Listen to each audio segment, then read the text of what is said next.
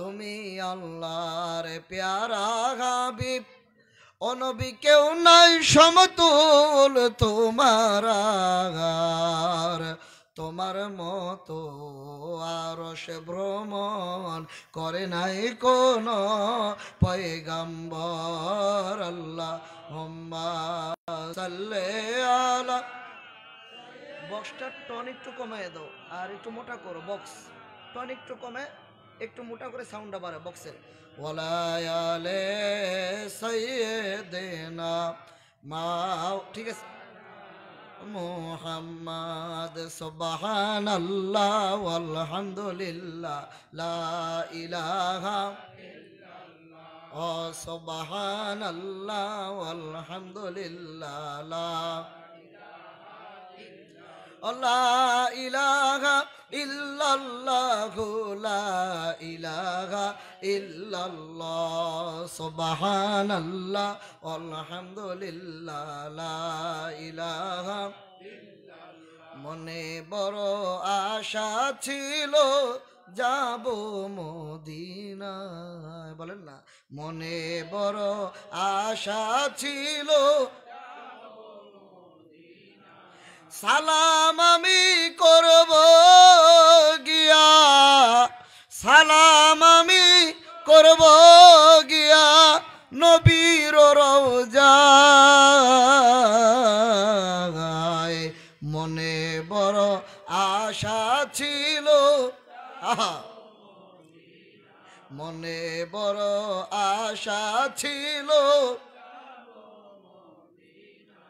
আরব সাগর পাড়ি দিব, নাই কই আমার তরি, পাখি তো নই উড়ে যাব ডানাতে বর করি। আরব সাগর পাড়ি দিব, নাই কই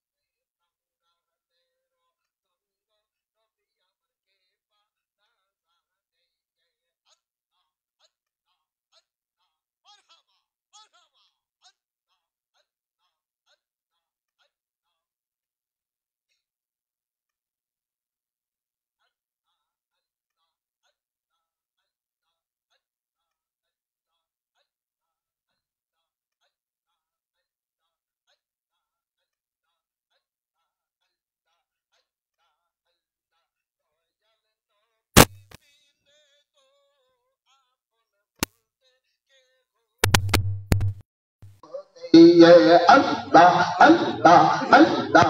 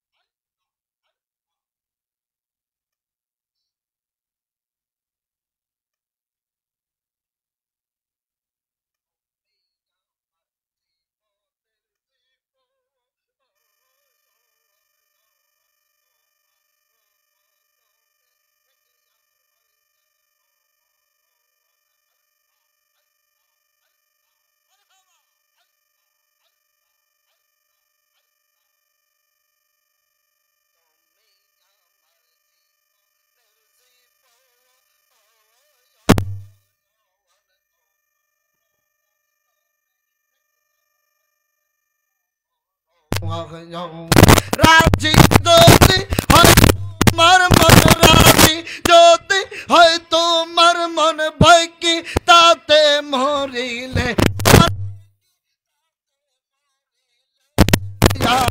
বলতে কে ঘন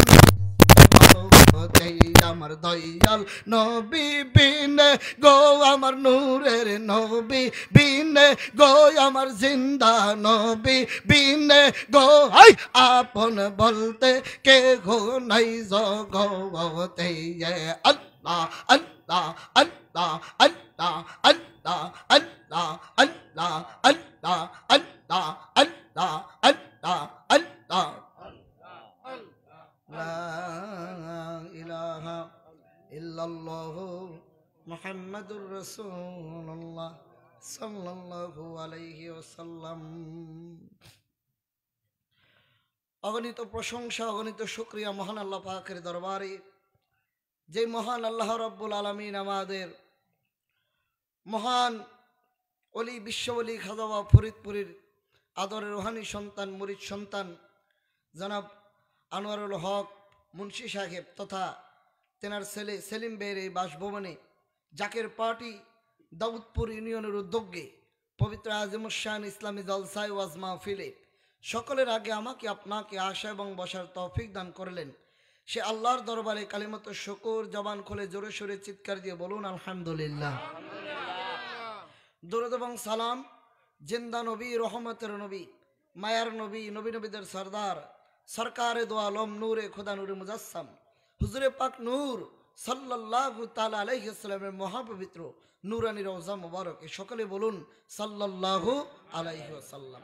অগণিত কদমবসী বিশ্বওয়ালি, মহাওয়ালি, জিন্দাওয়ালি খাজা বাবা ফরিদপুরি কদ্দুসাসি রুহুল আজিজ কেবলাদান হুজুরের পুত্র পবিত্র নূরানী কদম মুবারকে কদমবসী জানাই তেনার আধ্যাত্মিক উত্তরাধিকার, তেনার স্থলাভিষিক্ত মহামান্য আলহাজ খাজা মিয়া ভাইজান মুজাদ্দিদ সাহেবের নূরানী কদম মুবারকে তেনার আধ্যাত্মিক উত্তরাধিকার জাকের পার্টির মহামান্য চেয়ারম্যান মহামান্য মেজু ভাইজান মুজাদ্দিদ সাহেবের নূরানী কদম মুবারকে খাজা হজরত মিয়া চেসাজান মুজাদ্দিদি, খাজা হজরত ডক্টর মেজু চেসাজান মুজাদ্দিদি আমার দয়াল পীরের আহলে বাইতের প্রতি বক্তব্য শ্রদ্ধা কদমবসী রেখে উপস্থিত আজকের মাহফিলের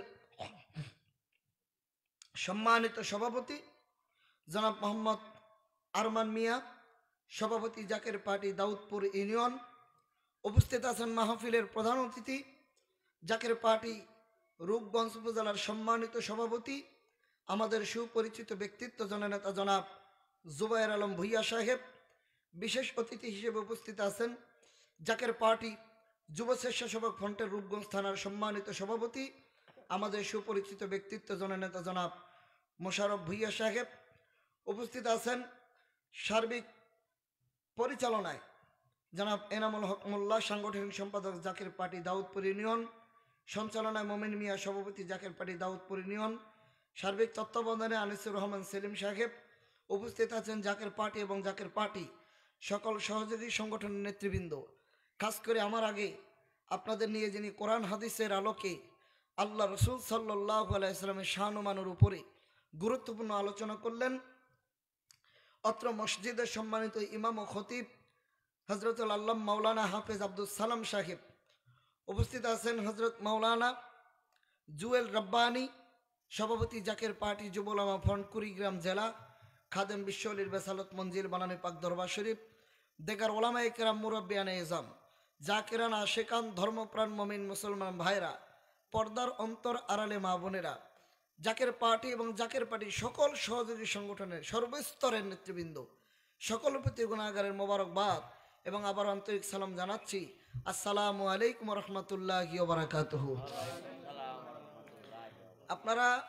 আপনারা অনুমতি দিলে আমি কোরআন হাদিস থেকে কিছু কথা বলার চেষ্টা করব ইনশাআল্লাহ। আর যদি বলেন যে না হুজুর মিলাদ পড়ে দেন, মোনাজাত করে দেন, আমরা তবারক নিয়ে বাড়ি যাই, তাহলে এখন দোয়া করে দিব। আপনারা কি কিছু শুনবেন ইনশাআল্লাহ? বলেন দেখি ইনশাআল্লাহ। আওয়াজে বোঝা যায় তেমন সুবিধা না, জবান খুলে বলেন দেখি আল্লাহু আকবার। বলেন এই জবানের মালিক কে? আরো জোরে বলেন। আল্লাহ ছাড়া কোনো মাবুদ আছে? আল্লাহ ছাড়া কোনো সৃষ্টিকর্তা আছে? লা শারিকা লা, তার সঙ্গে কোনো শরীক নাই। তিনি ওয়াহদা, তিনি একক, তার কোনো অংশীদার নাই। কুল হুয়াল্লাহু আহাদ, আল্লাহ এক, আল্লাহুস সামাদ, আল্লাহ কারো মুখাপেক্ষী না। লাম ইয়ালিদ ওয়া লাম ইউলাদ, আল্লাহ কাউকে জন্ম দেন নাই, কারো কাছ থেকে জন্ম নেন নাই। ওয়ালাম ইয়াকুল্লাহু কুফুয়ান আহাদ, আল্লাহর সমকক্ষ আর কেউ নাই। আল্লাহ ছিলেন, আল্লাহ আছেন, আল্লাহ থাকবেন। কোন দিন থাকবেন, কতদিন থাকবেন, কতটুকু সময় থাকবেন, এই প্রশ্ন করা জায়েজ নাই। কারণ আল্লাহ ছিলেন, আল্লাহ আছেন, আল্লাহ থাকবেন। আল্লাহ নিজেই আয়াতুল কুরসিতে বলতেছেন আল্লাহু আকবার ওয়ালিল্লাহিল হামদু বিসমিল্লাহির রহমানির রহিম। আল্লাহু লা ইলাহা ইল্লা হুয়াল হাইয়ুল কাইয়্যুম। আল্লাহু আকবার বলেন। আল্লাহ বলেন আল্লাহু, তিনি এমন এক আল্লাহ, লা ইলাহা ইল্লাহু, তিনি ছাড়া ইবাদতের উপযুক্ত আর কেউ নাই। হুয়াল হাইয়ুল কাইয়্যুম, তিনি চিরজীব অমর, তিনি ছিলেন, তিনি আছেন, তিনি থাকবেন। মারহাবা কোন, আরো জোরে বলেন, আরো জোরে বলেন। কতদিন থাকবেন এই কথা বলা যাবে না কেন? আল্লাহ পাক আর রহমানে বলেন কুল্লু মান আলাইহা ফান ওয়া ইয়াবকা ওয়াজহু রাব্বিকা যুল জালালি ওয়াল ইকরাম ফাবিআইয়ি আলাই রাব্বিকুমা তুকাযযিবান। বলেন আল্লাহু আকবার। আল্লাহ বলেন কুল্লু মান আলাইহা ফান, সব ধ্বংস হয়ে যাবে। একমাত্র আল্লাহর কুদরতের চেহারা থাকবে, আর কিছু থাকবে না। চারজন ফেরেশতা থাকবে। আল্লাহ বলবেন মালাকুল মউত রে, কে আছে? মালাকুল মউত বলবে আল্লাহ। দুনিয়া ধ্বংস হয়েছে, কেউ নাই, কে আছে? মালাকুল মউত বলবে আল্লাহ চারজন আছে। সুবহানাল্লাহ বলেন। কয়জন? চারজন। কে কে আছে? মালাকুল মউত বলবে আল্লাহ গো, জিব্রাইল, মিকাইল, ইসরাফিল, আর আমি মালাকুল মউত, আমি আজরাইল। এই চারজন আছে, আর কেউ নাই। আল্লাহ বলবেন মালাকুল মউত, ইসরাফিলকে মারো, মিকাইলকে মারো। আল্লাহর কুদরতে ইসরাফিলের মৃত্যু হবে, মিকাইলের মৃত্যু হবে। আল্লাহ বলবেন মালাকুল মউত, এখন কে আছে? মালাকুল মউত বলবে আল্লাহ মাত্র দুইজন আছে, একজন হলো জিবরিল আমিন, আরেকজন হলো আমি মালাকুল মউত। আল্লাহ বলবেন মালাকুল মউত, জিবরাইলকে মারো। জিবরাইল আমিনের মৃত্যু হবে। এরপরে মালাকুল মউতকে আল্লাহ বলে মালাকুল রে, আর কে আছে? এখন মালাকুল মউত থরথর করে কাঁপতে থাকবে। আল্লাহু আকবার বলেন। মালাকুল মউত বলবে আল্লাহ এখন তো দুইজন, তবে আপনি তো মরবেন না, আপনি তো ছিলেন, আপনি আছেন, আপনি থাকবেন। আল্লাহ আছি শুধু আমি মালাকুল মউত, আমি একা। আল্লাহ বলবে মালাকুল মউত তুমি মরো, তোমার মৃত্যু হোক। মুহূর্তের ভিতরে মালাকুল মউতের মৃত্যু হয়ে যাবে, কেউ থাকবে না। একক ক্ষমতার অধিকারী থাকবেন শুধু আমার আল্লাহ। তখন আল্লাহ বলবেন কে? আজকের দিনের বাদশাহী কার? কোথায় বাদশারা? কোথায় মন্ত্রী মিনিস্টার? কোথায় ক্ষমতার অধিকারীরা? আজকের দিনের বাদশাহী কার? কেউ কথা বলবে না। তখন আল্লাহ বলবেন লিমালুল মুলক ইয়াউম, আজকের দিনের বাদশাহী মালিক একমাত্র আপনি আল্লাহ। জোরে বলেন সুবহানাল্লাহ। আর জোরে জোরে জোরে বলেন সুবহানাল্লাহ। এজন্য আমরা সূরা ফাতিহা, যে সূরা না পড়লে নামাজ হয় না, লা সালাতা ইল্লা বিফাতিহাতিল কিতাব, সূরা ফাতিহা ব্যতীত নামাজ হবে না, সেখানে আমরা বলি আলহামদুলিল্লাহি রাব্বিল আলামিন আর রহমানির রহিম। তিনি কে? মালিক ইয়াউমিদ্দিন, যিনি কিয়ামত দিবসের মালিক, সেই আল্লাহ। তিনি ছিলেন, তিনি আছেন, তিনি থাকবেন। আমার আল্লাহ বলে, এ পৃথিবীর মানুষ, তোমাদেরকে আমি একটা উদ্দেশ্যে বানিয়েছি। সুবহানাল্লাহ জোরে বলেন। উদ্দেশ্য কি? ওমা খলাকতুল জিন্না ওয়াল ইনসা ইল্লা লিয়াবুদুন। আল্লাহ বলেন, আমি জিন এবং মানুষ জাতিকে সৃষ্টি করেছি একমাত্র আমার ইবাদতের জন্য। এই দুনিয়া আমরা আসার আগে, মনটা লাগাই দেন, এই দুনিয়া আমরা আসার আগে জিন জাতি এসেছে, তারা দুনিয়ায় সংসার করেছে। জিনেরা মারামারি, কাটাকাটি, হানাহানি, রাহাজানি করার পরে আল্লাহ তাদেরকে ধ্বংস করে দিলেন। এরপরে একটা মাত্র বাচ্চা থেকে গেল, তার নাম হলো আজাজিল।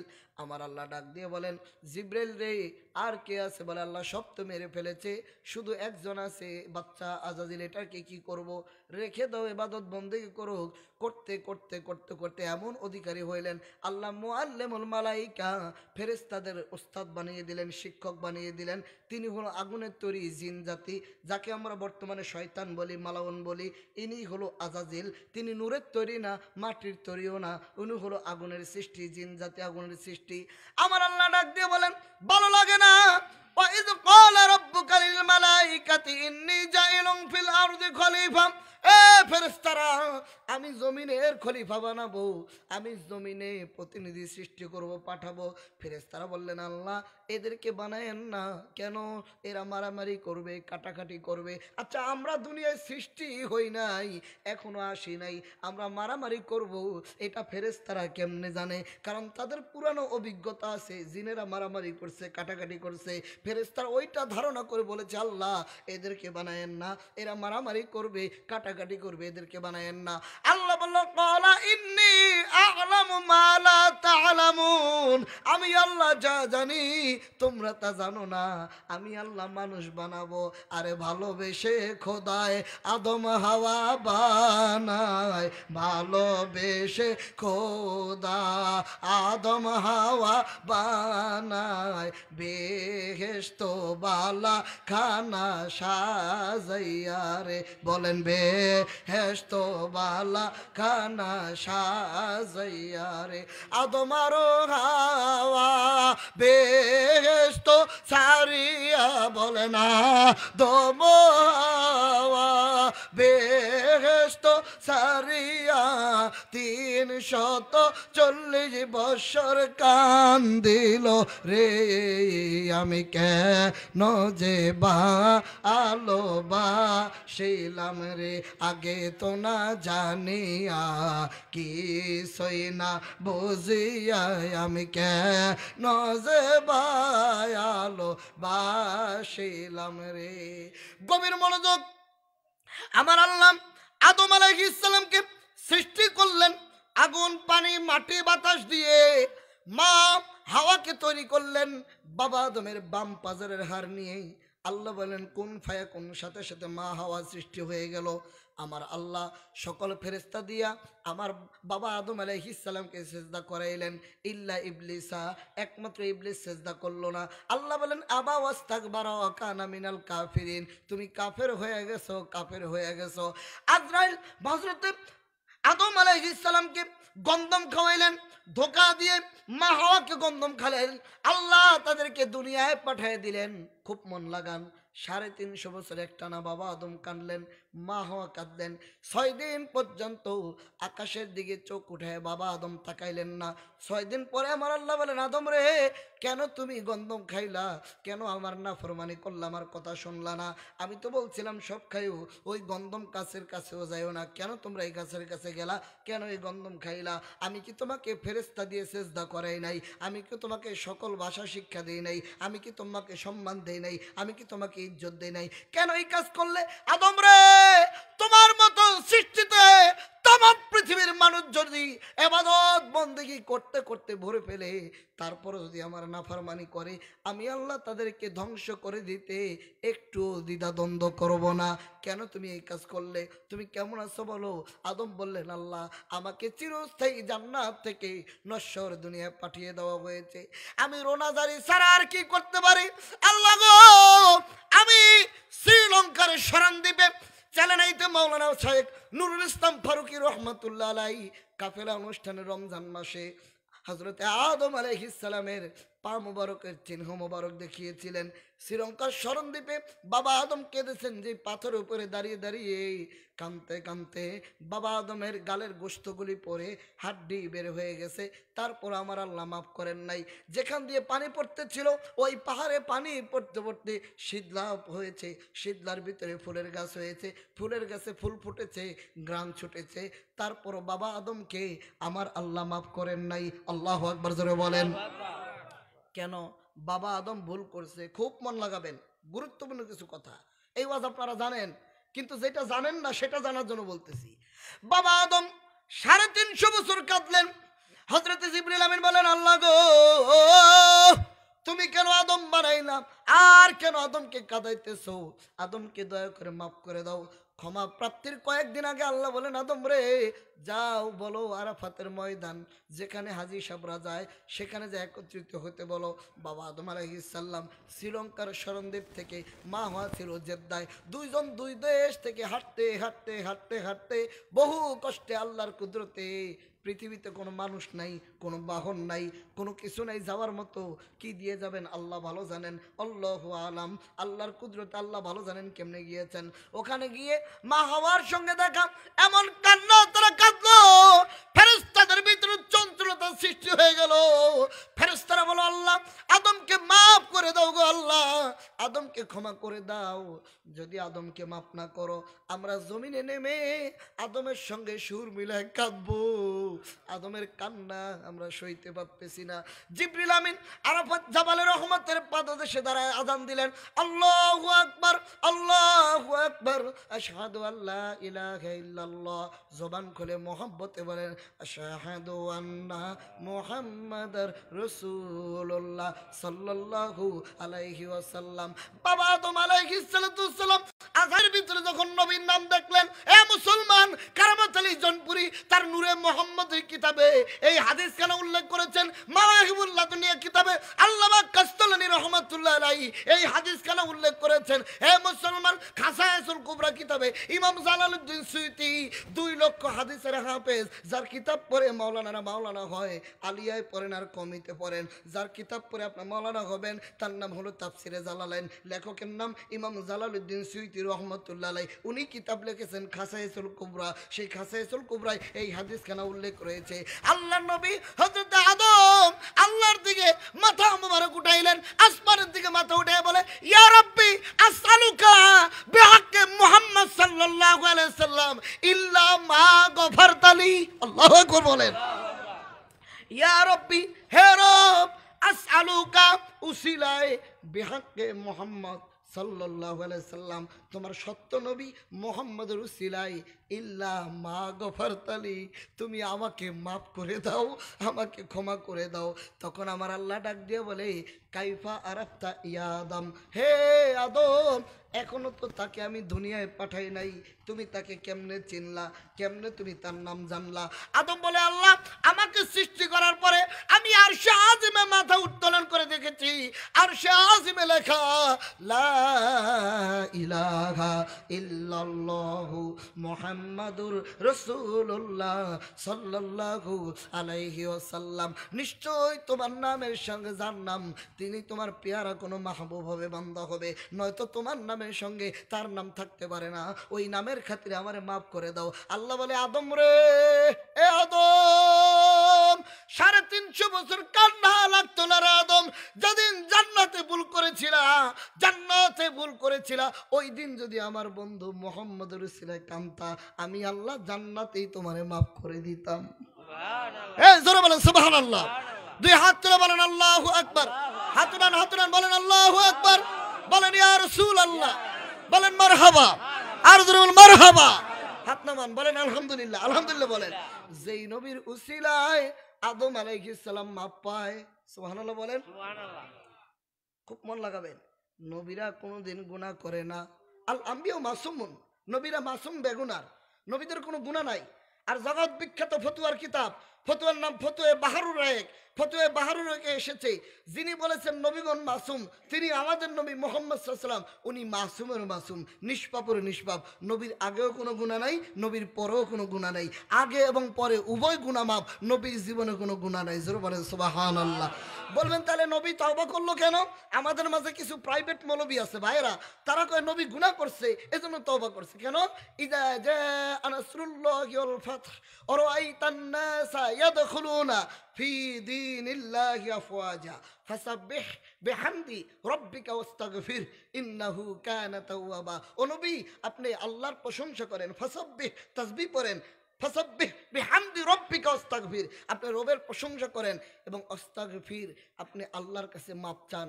ইন্নাহু কানা তাওয়াবা, নিশ্চয়ই আল্লাহ তওবা কবুলকারী এবং তওবা কবুলকারী রহমান। সুবহানাল্লাহ জোরে বলেন। সুবহানাল্লাহ। তাহলে নবীরে তওবা করতে বললো কেন?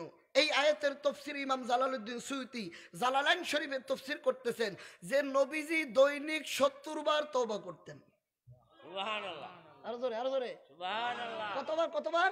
70 বার। বুখারীতে এসেছে নবী দৈনিক 100 বার তওবা করতেন। যার জীবনে কোনো গুনাহ নাই সে কেন 70 বার তওবা করবে? সে কেন 100 বার তওবা করবে? এই আয়াতের তাফসীরে লেখেন যে উম্মতের মায়ায়, উম্মতের গুনাহ মাফ চাওয়ার জন্য। সুবহানাল্লাহ জোরে বলেন। একটু দেখেন, ধরেন আপনাদের এলাকার মেম্বারের ছেলে, বয়স হলো 5 বছর, আমাদেরকে তাকায় থাকেন, বলেন কয় বছর? 5 বছর। মেম্বারের ছেলে রাস্তা দিয়ে যাওয়ার সময় আপনাদের এলাকার মসজিদের ইমাম আমাদের মাওলানা আব্দুল সালাম ভাই মুরব্বী, ওনার গায়ের ভিতরে যাওয়ার পথে রিক্সা লাগাই দিছে, হুজুরের পাঞ্জাবি ছিঁড়ে গেছে। এখন একজন বলতে রিক্সার মধ্যে হুজুরের পাঞ্জাবি লাগাই ছিঁড়ে ফেলালি, কাজটা ঠিক হয়েছে? আরেকজনকে থাম, পোলারে চিনোস এটা কে? না, এটা মেম্বারের পোলা। সর্বনাশ, মেম্বারের পোলা। মেম্বারের কানে খবর গেছে, মেম্বার সাহেব আপনার পোলায় কিন্তু হুজুরের রিক্সার লোকে লাগে, আপনার পোলায় হুজুরের পাঞ্জাবি ছিঁড়ে লেছে। মেম্বার সাহেব, আল্লাহ সম্মানিত লোক, ইমাম সাহেব হুজুর, মেম্বার সাহেব হুজুরের হাতে দেখো, হুজুর মনে কষ্ট নিয়েন না, আল্লাহর রাস্তায় আমার মাফ করে দেন, মনে করেন অন্যায়টা আমি করছি। আসলে কি অন্যায় বাপে করছে? কথা বল না কেন? অন্যায় কে করছে? ছেলে। মাপ চায় কে? তার মানে অন্যায় করছে ছেলে, মাপ চায় বাপে। আমরা হইলাম নবীর রুহানি সন্তান, নবী আমাদের রুহানি বাবা। আমরা অন্যায় করি, নবী দৈনিক আমাদের জন্য তওবা করে। আল্লাহ নবী জামি তিরমিজি শরীফের শাফায়াত হাদিস 2436 নম্বর হাদিস, হাদিস সহিহ। নবী বলে শাফাআতি আহলি কাবাইরি মিন উম্মতি, আমার উম্মতের ভিতরে যারা বড় বড় গুনাহ করেছে আমি রাসূল হাসরের মাঠে তাদের জন্য আল্লাহর দরবারে শাফায়াত করব। দুই হাত তুলে বলেন আল্লাহু আকবার। নবী তুমি নবিউল আম্বিয়া, তোমার লাগা বানায় আছে গো আল্লাহ সারাটা দুনিয়া গো নবীজি। নবী তুমি নবিউল আম্বিয়া। মারহাবা জোরে বলেন। নবী আমার বসে আছে। নবীর 3টি ছেলে ছিল। আপনারা তো শুধু মেয়ের নাম জানেন, ছেলের নাম জানেন না। ফাতেমার নাম জানেন, অন্যান্য মেয়েদের নাম জানেন। নবীর 3টি ছেলে, কেউ বলে 4টি। কাসেম, হযরত কাসেম, হযরত তৈয়ব, হযরত ইব্রাহিম। 3জনই ছোটবেলা নাবালক অবস্থায় ইন্তেকাল করেছেন। তখন আবু জাহেল নবীর কাছে এসে বলতেছে, মোহাম্মদ যে আল্লাহর দাওয়াত দেয়, এই মোহাম্মদের আল্লাহর দাওয়াত তো থাকবে না, কারণ মোহাম্মদ তো আবতার। নাউজুবিল্লাহ বলেন। আবতার মানে নির্বংশ। মোহাম্মদের তো বংশ বিস্তার নাই, বাচ্চা মরে গেছে, ছেলে একটাও নাই, মেয়ে দিয়ে তো আর বংশ হয় না। ব্যাক করলে জানে না নবীর মাসালা আর আমাদের মাসালা এক না। আমাদের ছেলে দিয়ে বংশ হয়, মেয়ে দিয়ে বংশ হয় না। আর আমার নবীর বেলায় ফাতেমি বংশ, নবীর মায়ের থেকে বংশ পরিচয় হয়। সুবহানাল্লাহ জোরে বলেন। নবীর মাসালা আমাদের মাসালা এক না। নবীর জন্য যেটা মাসালা ওইটা আমাদের জন্য না।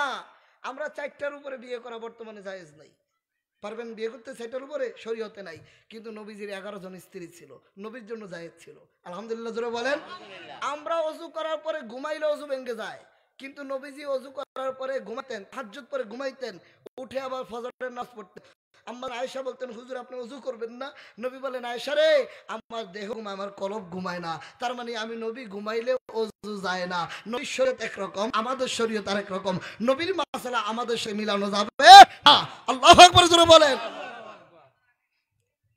আমরা কালেমা পড়ি লা ইলাহা ইল্লাল্লাহ মুহাম্মাদুর রাসূলুল্লাহ সাল্লাল্লাহু আলাইহি ওয়াসাল্লাম, কিন্তু মাওয়াহিবুল্লাহ দুনিয়া কিতাবে আল্লাহ মুখস্থলে রেখেছেন, আমার নবী যেদিন দুনিয়া আগমন করেছে, নবী সিজদায় পড়ে কালেমা পড়তেছিল, আশহাদু আল্লা ইলাহা ইল্লাল্লাহু আন্নী রাসূলুল্লাহ, আমি সাক্ষ্য দিচ্ছি আল্লাহ ছাড়া কোনো মাবুদ নাই, নিশ্চয় আমি মুহাম্মদ হলো আল্লাহর রাসূল। ঠিক, সুবহানাল্লাহ, জোরে জোরে জোরে। তাহলে নবীর কালেমা আর আমাদের কালেমা এক না, নবীর মাসালা আর আমাদের মাসালা এক না। আবু জাহেল বলে, মোহাম্মদ, মোহাম্মদ তো অবতার। আপনারা কি আমার কথা বুঝতেছেন? না বুঝলে বলবেন, আমি আবার বলবো, কিন্তু ভুল বুঝে যাবেন না। না বুঝলে বলবেন, তৃতীয়বার বলবো, চতুর্থবার বলবো, বুঝে যাবেন ইনশাআল্লাহ। নবীকে বলে অবতার। আল্লাহর হাবিব বলেন, আমার বংশ, আমার সন্তানগুলি মারা গেছে, অবতার তারা আমারে বলতেছে। নবীর মনটা বেজার, মনে কষ্ট। তখন আমার আল্লাহ সূরা কাউসার নাজিল করলেন। আল্লাহ বললেন, ইন্না আ'তাইনাকাল কাউসার ফাসাল্লি রাব্বিকা ওয়ানহার ইন্না শানিয়াকা হুয়াল আবতার। ইয়া রাসূলুল্লাহ, নিশ্চয়ই আমি আপনাকে কাউসার দান করেছি, এতএব আপনি সালাত আদায় করেন, আপনার রবের নামে আপনি কোরবানি করেন। এই আয়াত যখন নাজিল হলো, সাহাবায়ে কেরামকে আমার নবী ডেকে বলে, সাহাবীরা রে, কাউসার কি তোমরা জানো? সাহাবীরা বলল, ইয়া রাসূলুল্লাহ, আল্লাহ ও রাসূল আলামু, আল্লাহ রাসূল ভালো জানে, আমরা জানি না। নবী বলল, কাউসার হলো মধুর চাইতে মিষ্টি, দুধের চাইতে সাদা, বরফের চাইতে ঠান্ডা এমন একটা পানীয় আমার আল্লাহ হাশরের মাঠে জান্নাত থেকে খাল কেটে আমার হাউজে দিবেন। যেই আকাশের তারা, এই তারা পরিমাণ ছোট ছোট পেয়ালা থাকবে আমার হাউজের চতুর্পাশে। আমার পাগল উম্মতগুলি যখন পানি পিপাসায় পাগল হয়ে যাবে, আমি এখান থেকে এক পেয়ালা পানি উঠাইয়া আমার উম্মতকে খাওয়াবো, আর কোনোদিন তাদের পানি পিপাসা লাগবে না। জোরে বলেন সুবহানাল্লাহ, বলেন আল্লাহু আকবার। আল্লাহ বলছেন, আপনাকে আমি কাউসার দান করেছি, আপনাকে আমি কাউসার দিয়েছি হুজুর, আপনি সালাত আদায় করেন, মানে নামাজ পড়েন, বেশি বেশি করে নামাজ পড়েন আর কোরবানি করেন। ইন্না শানিয়াকা হুয়াল আবতার, নিশ্চয়ই আপনাকে যারা অবতার বলেছে, নির্বংশ বলেছে, তারাই হলো নির্বংশ। কারণ আবু জাহেল মরে যাবে, আবু জাহেলের বংশের লোক কিয়ামত পর্যন্ত থাকবে না, আবু জাহেলের ছেলেরা কিয়ামত পর্যন্ত বাঁচবে না, আবু জাহেলের নাতিরা কিয়ামত পর্যন্ত বাঁচবে না। কিন্তু নবী ইন্তেকালের পরে, মারহাবা কোন, আপনি নবী ইন্তেকালের পরে আপনার রূহানি সন্তানেরা থাকবে।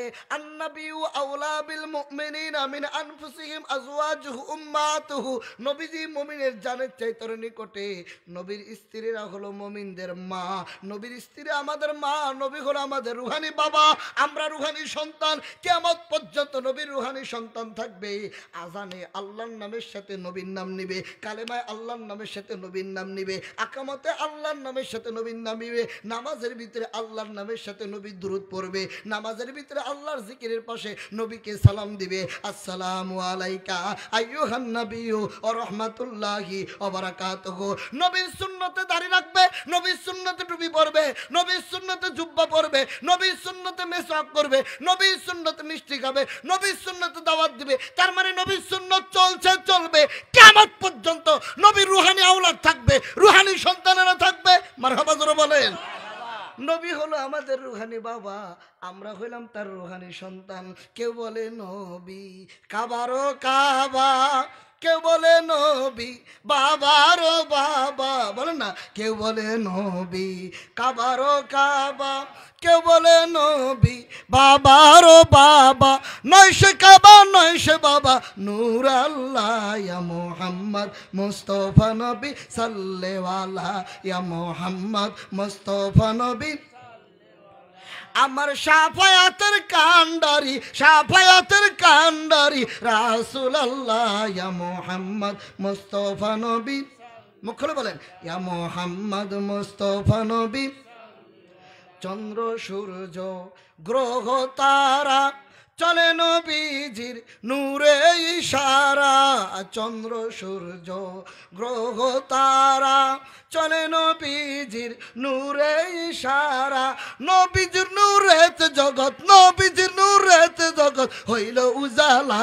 ইয়া মোহাম্মদ মুস্তফা নবী সাল্লেওয়ালা, ইয়া মোহাম্মদ মুস্তফা নবী সাল্লেওয়ালা, ইয়া মোহাম্মদ মুস্তফা নবী সাল্লেওয়ালা।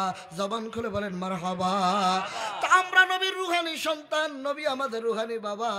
এই জন্য নবী প্রতিদিন 70 বার তওবা করতেন। যার কোনো গুনাহ নাই তিনিও উম্মতের জন্য আল্লাহর দরবারে মাপ চাইতেন, আমাদের কারণে মাপ চাইতেন। কিয়ামতের সময় মাপ চাবেন, হাসরের মাঠে জান্নাতে নেওয়ার জন্য আল্লাহর দরবারে মাপ চাবেন, গুনাহ খাতা ক্ষমা চাবেন, গুনাহ খাতা মাপ চাবেন। মুসলমান শুনেন, বাবা আদম তিনি গুনাহ করে নাই, তিনি ভুলে গিয়েছিল। মারহাবা। কি করছে? ভুলে, কথা না, কি করছে? ভুলে গেছে। কেমন ভুল? মিশকাত শরীফের তকদির অধ্যায় খুলে দেখবেন, জগৎ বিখ্যাত হাদিসের কিতাব মিশকাত শরীফ তকদির অধ্যায় খুলে দেখবেন। হযরতে ইব্রাহিম আলাইহিস সালামের সাথে আমাদের আব্বাজান আদম নবীর দেখা। কে বলে এটা মেরাজের রাত্রি। দেখা হওয়ার পরে আদম নবী বলতেছে, হযরত ইব্রাহিম আদমকে বলতেছে, আপনি তো সেই আদম যেই আদম জান্নাতে ছিলেন, গন্ধম খেয়েছেন, আল্লাহ দুনিয়ায় পাঠাইছে, আপনার কারণে আমরা দুনিয়া আসছি। আপনি যদি গন্ধম না খাইতেন তাহলে জান্নাত থেকে বের হইতেন না, আর আমরাও জান্নাতেই থাকতাম। সুবহানাল্লাহ বলেন। আপনার কারণে আমরা এসেছি দুনিয়ায়। তখন হযরত আদম বলে, আপনার প্রতি কোন কিতাব নাজিল হয়েছে? মুসা নবী, ইব্রাহিম না, মুসা নবী। মুসা নবীকে বলতেছে, কোন কিতাব নাজিল হয়েছে? মুসা নবী বলে, কেন, আমার প্রতি তাওরাত নাজিল হয়েছে। হযরত আদম বলে, আপনার কি জানেন না তাওরাতে লেখা আছে যে আদম সৃষ্টি হবে, আদম সৃষ্টির 40 বছর আগেই, বা কেউ বলে 40,000 বছর আগেই লেখা আছে আদম সৃষ্টি হবে, গন্ধম খাবে, জান্নাত থেকে বের হবে, দুনিয়া আসবে, এখানে আমার কি দোষ? সুবহানাল্লাহ কোন নবী। আদম বলতেছে, আমার দোষ দিয়ে লাভ কি? এটা তো আমার দিকে তাকান, এই যে পোস্টার, এখানে আমার আগে আরো 2 মাওলানা ওয়াজ করবে, এটা আগে সিল করা না, লিস্ট করা না? কতক্ষণ না কেন? এখন আমি যে 2 জনের পরে ওয়াজ করবো, এটা তো এখানে আগে থেকে নির্ধারিত করা। তো এখন আপনারা কেউ যদি কোন আনসার হিসাবে আপনি এশার নামাজ পড়ে বসলেন না কেন, এটা আমার কি দোষ? কতক্ষণ না, আমার কি দোষ? এখানে লিস্ট করা তো আমি শেষে করব, আমি তো আগে করতে পারবো না, লিস্টে নাই। তা আদম নবীরে তো আল্লাহ লিস্টেই করছে যে ইন্নী জাইলুম ফিল আরদি খলিফা, আদম জমিনের খলিফা, আদম জমিনে আসবে। এখানে আদমের কি দোষ? সুবহানাল্লাহ জোরে বলেন। কিন্তু তারপরও যে আদম ভুল করছে, এই ভুলের কাফারা হিসেবে 350 বছর কাঁদছে। মুখ খুলে বলেন, কয় বছর? কতটুক সময়? একটা মানুষ 2 ঘন্টা কানলে তার শরীরে কম্পন হয়ে যায়, হিসকে এসে যায়, আর কানতে পারে না। কতক্ষণ না, হিসকে এসে যায়। 350 বছর একটানা। আল্লাহ বলছেন মাপ নাই। কেন মাপ নাই? আমার নবী মুহাম্মদের উসিলা ছাড়া আল্লাহর দরবারে মাফ হবে না। মাপ যদি পাইতে হয় নবী মুহাম্মদকেই লাগবে, মুহাম্মদকেই লাগবে। আল্লাহ নবী গুনাহ করে নাই, 350 বছর কাঁদছে, তারপর আমার নবীর উসিলা ছাড়া মাপ পায় নাই। আর আমাদের দেশে কিছু ভাইয়েরা তারা নবীরে মানতেই চায় না, নবীর উসিলা দিতেই চায় না। নবীর উসিলা দিলে কয় শিরক, নবীর নামের সাথে আল্লাহর নামের সাথে নবীর নাম রাখা যাবে না। নাউজুবিল্লাহ জোরে বলেন। হ্যাঁ, সব মাসালাই না নবীর উপরে। আর আমার হুজুর বলছে, বাবা আট্টশির পীর, যার নাম শুনলে অনেকে মুখটা কালা করে বলে আট্টশি, সেই আট্টশির হুজুর বলছেন, বাবা নবীর প্রেম হলো প্রকৃত ঈমান। নবীজির মহব্বত যার দিলে যত বেশি, তার ঈমানও তত বেশি। নবীর প্রেম যার দিলে নাই, তার ঈমান বলতে কোনো সম্পদ নাই, সে সারাসার বেঈমান। দয়া নবীর মহব্বতে যার চক্ষু দিয়া মাছের মাথার মতো 1 ফোঁটা পানি গড়ায় পড়বে, আল্লাহ পাক ওই চোখের জন্য জাহান্নামের আগুন হারাম করে দিবে। নবী প্রেম হৃদে সদা জলে যারো, কিবা মরণ মন বয় তারো। নবী প্রেম সুধা পান রসবে, মনবে দহনা যা তো না জুরাইবে। খোদা প্রাপ্তি তোর তরে লা বহবে নবী পদবিনে ভাবো সবই মিশে ছিল সাদাদনম রুদ কারুণ ছিল মি সরধিপতি ফেরাউন ধনে জনে মানে নাগিসি লনুন্ন নবী পদবিনে ভাবো সবই মিশে। হুজুর বলছেন বাবা সাদ্দাত নমরুদ ফেরাউন তারা প্রতাপশালী বাদশা ছিল, ধরাকে সরাগান করেছে, নিজেকে খোদাই বলে দাবি করেছে। নমরুদ হযরতে ইব্রাহিমকে না মানার কারণে আল্লাহর গজবে ধ্বংস হয়েছে, ল্যাংড়া মশার কামড়ে মৃত্যুবরণ করেছে। ফেরাউন হযরতে মুসা নবীকে না মানার কারণে নীল নদে ডুবা মরছে। মাছকে আল্লাহ লাশ খাইতে দেয় নাই, নিদর্শন রাখার জন্য কিয়ামত পর্যন্ত লাশকে আমার আল্লাহ অক্ষত রেখেছেন। মুসা নবীকে না মানার কারণে ফেরাউনের জীবন বরবাদ, নমরুদ হযরতে ইব্রাহিমকে না মানার কারণে তার জীবন বরবাদ। সেই ইব্রাহিমের নবী আমার নবী, মুসার নবী আমার নবী, ঈসার নবী আমার নবী, আইয়ুবের নবী আমার নবী, জাকারিয়ার নবী আমার নবী, ইউনূসের নবী আমার নবী, দাউদের নবী আমার নবী। মারহাবা কোন, আরো জোরে বলেন। আল্লাহর ওলি ইমাম গাজ্জালি একটা কিতাব লিখেছেন, কিতাবের নাম দাকায়েকুল আকবার। সেই দাকায়েকুল আকবার কিতাবে লেখেন সমস্ত নবীদের রূহকে আমার আল্লাহ রূহের জগতে একত্র করে বলেছেন, হে রূহগণ তোমাদেরকে আমি নবুয়ত দিব যদি তোমরা সবাই পড়ো লা ইলাহা ইল্লাল্লাহু মুহাম্মাদুর রাসূলুল্লাহ সাল্লাল্লাহু আলাইহি ওয়াসাল্লাম, আল্লাহ ছাড়া কোনো মাবুদ নাই, মুহাম্মাদুর রাসূলুল্লাহ, মুহাম্মাদুর আল্লাহর রাসূল। তাহলে তোমাদেরকে আমি নবুয়ত দিব, হিকমত দিব, কিতাব দিব। সব নবীরা কালেমা পড়লো। আমরা যেমন দয়াল নবীর উম্মত, হাকিকতে সমস্ত নবীরা হলো আমার নবী মুহাম্মদের উম্মত। যেরকম সুবহানাল্লাহ বলেন, আল্লাহু আকবার। তাই ওই নবীর উসিলা দেখেন, আমার দিকে তাকান, বাবা আদম কানছে 350 বছর। বলেন কয়শো? 350। গুনাহ করছে না? কি করছে? ভুল। ভুল কি করছে? সেই ভুল করে 350 বছর কান্নার পরও মাপ পায় নাই। 1 মিনিট একেবারে আমার দিকে সাইলেন্ট হয়ে তাকিয়ে থাকে।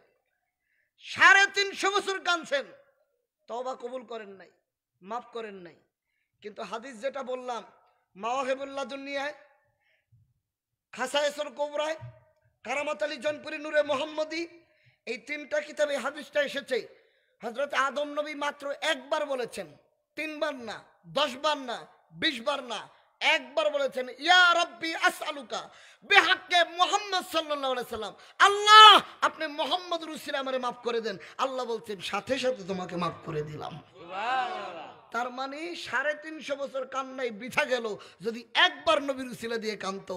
আমরা সেই নবীর উম্মত, যদি নবীর উসিলা দিয়ে কাঁদতে পারেন, চোখের পানি ছাড়তে পারেন, আল্লাহ তাআলা আমার আপনার জীবনের সকল গুনাহ maaf করে দিবে। এজন্য যে আয়াত পড়েছি সূরা আলে ইমরানের 31 নম্বর আয়াত, আল্লাহ বলেন, কুল নবী আপনি বলে দেন, ইন কুনতুম তুহিব্বুনাল্লাহ, যারা আমি আল্লাহকে মহব্বত করতে চায়, ফাত্তাবিউনি, তারা যেন আপনার অনুসরণ করে, আপনার তরিকায় থাকে। যদি আপনার তরিকায় থাকে, আপনাকে ভালোবাসে, আপনার অনুসরণ করে, আমি আল্লাহ 2টা পুরস্কার দিব। 1 নম্বর হলো ইহবিবকুমুল্লাহ, আমি আল্লাহ নিজে তাদের ভালোবাসবো। শুধু ভালোবাসবো না, ওয়াগফির লাকুম যুনুবাকুম, আল্লাহু গফুরুর রহিম, আমি আল্লাহ তাদের জীবনের সকল গুনাহ মাফ করে দিব।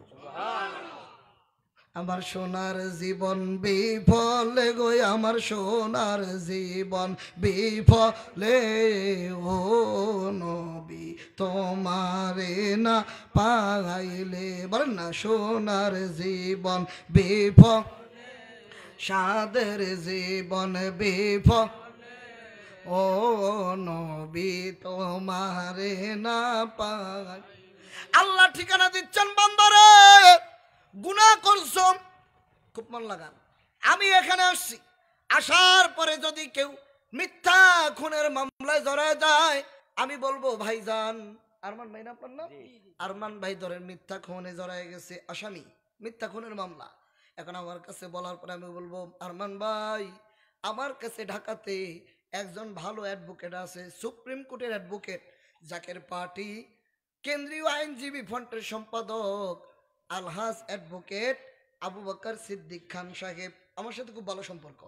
এখন আমি যদি বলি ভাইজান, যদি আপনি যান তার কাছে, আপনাকে ভালোভাবে তিনি ওকালতি করতে পারবেন, ব্যবস্থা করে দিবেন সারানো।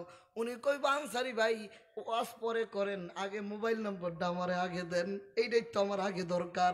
আমার আল্লাহ কয়, তোমরা অপরাধ করছো, গুনাহ করছো, অন্যায় করছো, মাপ কেমনে পাবি? এটার একটা ঠিকানা আমি আল্লাহ তোদেরকে দিতেছি। আল্লাহ ঠিকানা কি? আল্লাহ বলে কোরআন খোলো, সূরা নিসা আয়াত নাম্বার 64, মন লাগান। ওয়ালাউ আন্নাহুম ইয যালামু আনফুসাহুম জাউকা ফাস্তাগফিরুল্লাহ ওয়াস্তাগফারা লাহুমুর রাসূল লাওয়াজাদুল্লাহ তাওয়াবার রহিমা। আল্লাহ বলে ঈমানদার গো, গুনাহ করেছো, আনফুসাহুম নফস উপরে জুলুম করেছো, অন্যায় করেছো, পাপ করেছো, অপরাধ করেছো, যাউকা আমার নবীর দরবারে চলে যাও, ফাস্তাগফিরুল্লাহ আমি আল্লাহর কাছে মাপ চাও, ওয়াস্তাগফারা লাহুমুর রাসূল আমার রাসূল যদি তোমার পক্ষে তোমাকে মাফ করে দিতে বলে, লাওয়াজাদুল্লাহ আমি আল্লাহকে পাইবা তাওয়াবার রহিমা তোমার তওবা কবুলকারী হিসেবে। জবান খুলে কোন মারহাবা। তাহলে গুনাহ করছেন, আমার দিকে তাকান, বলেন গুনাহ করছেন কার কাছে? আল্লাহ। আরো জোরে, আল্লাহর কাছে। আরো জোরে কোন? মাপ চাবেন কার কাছে?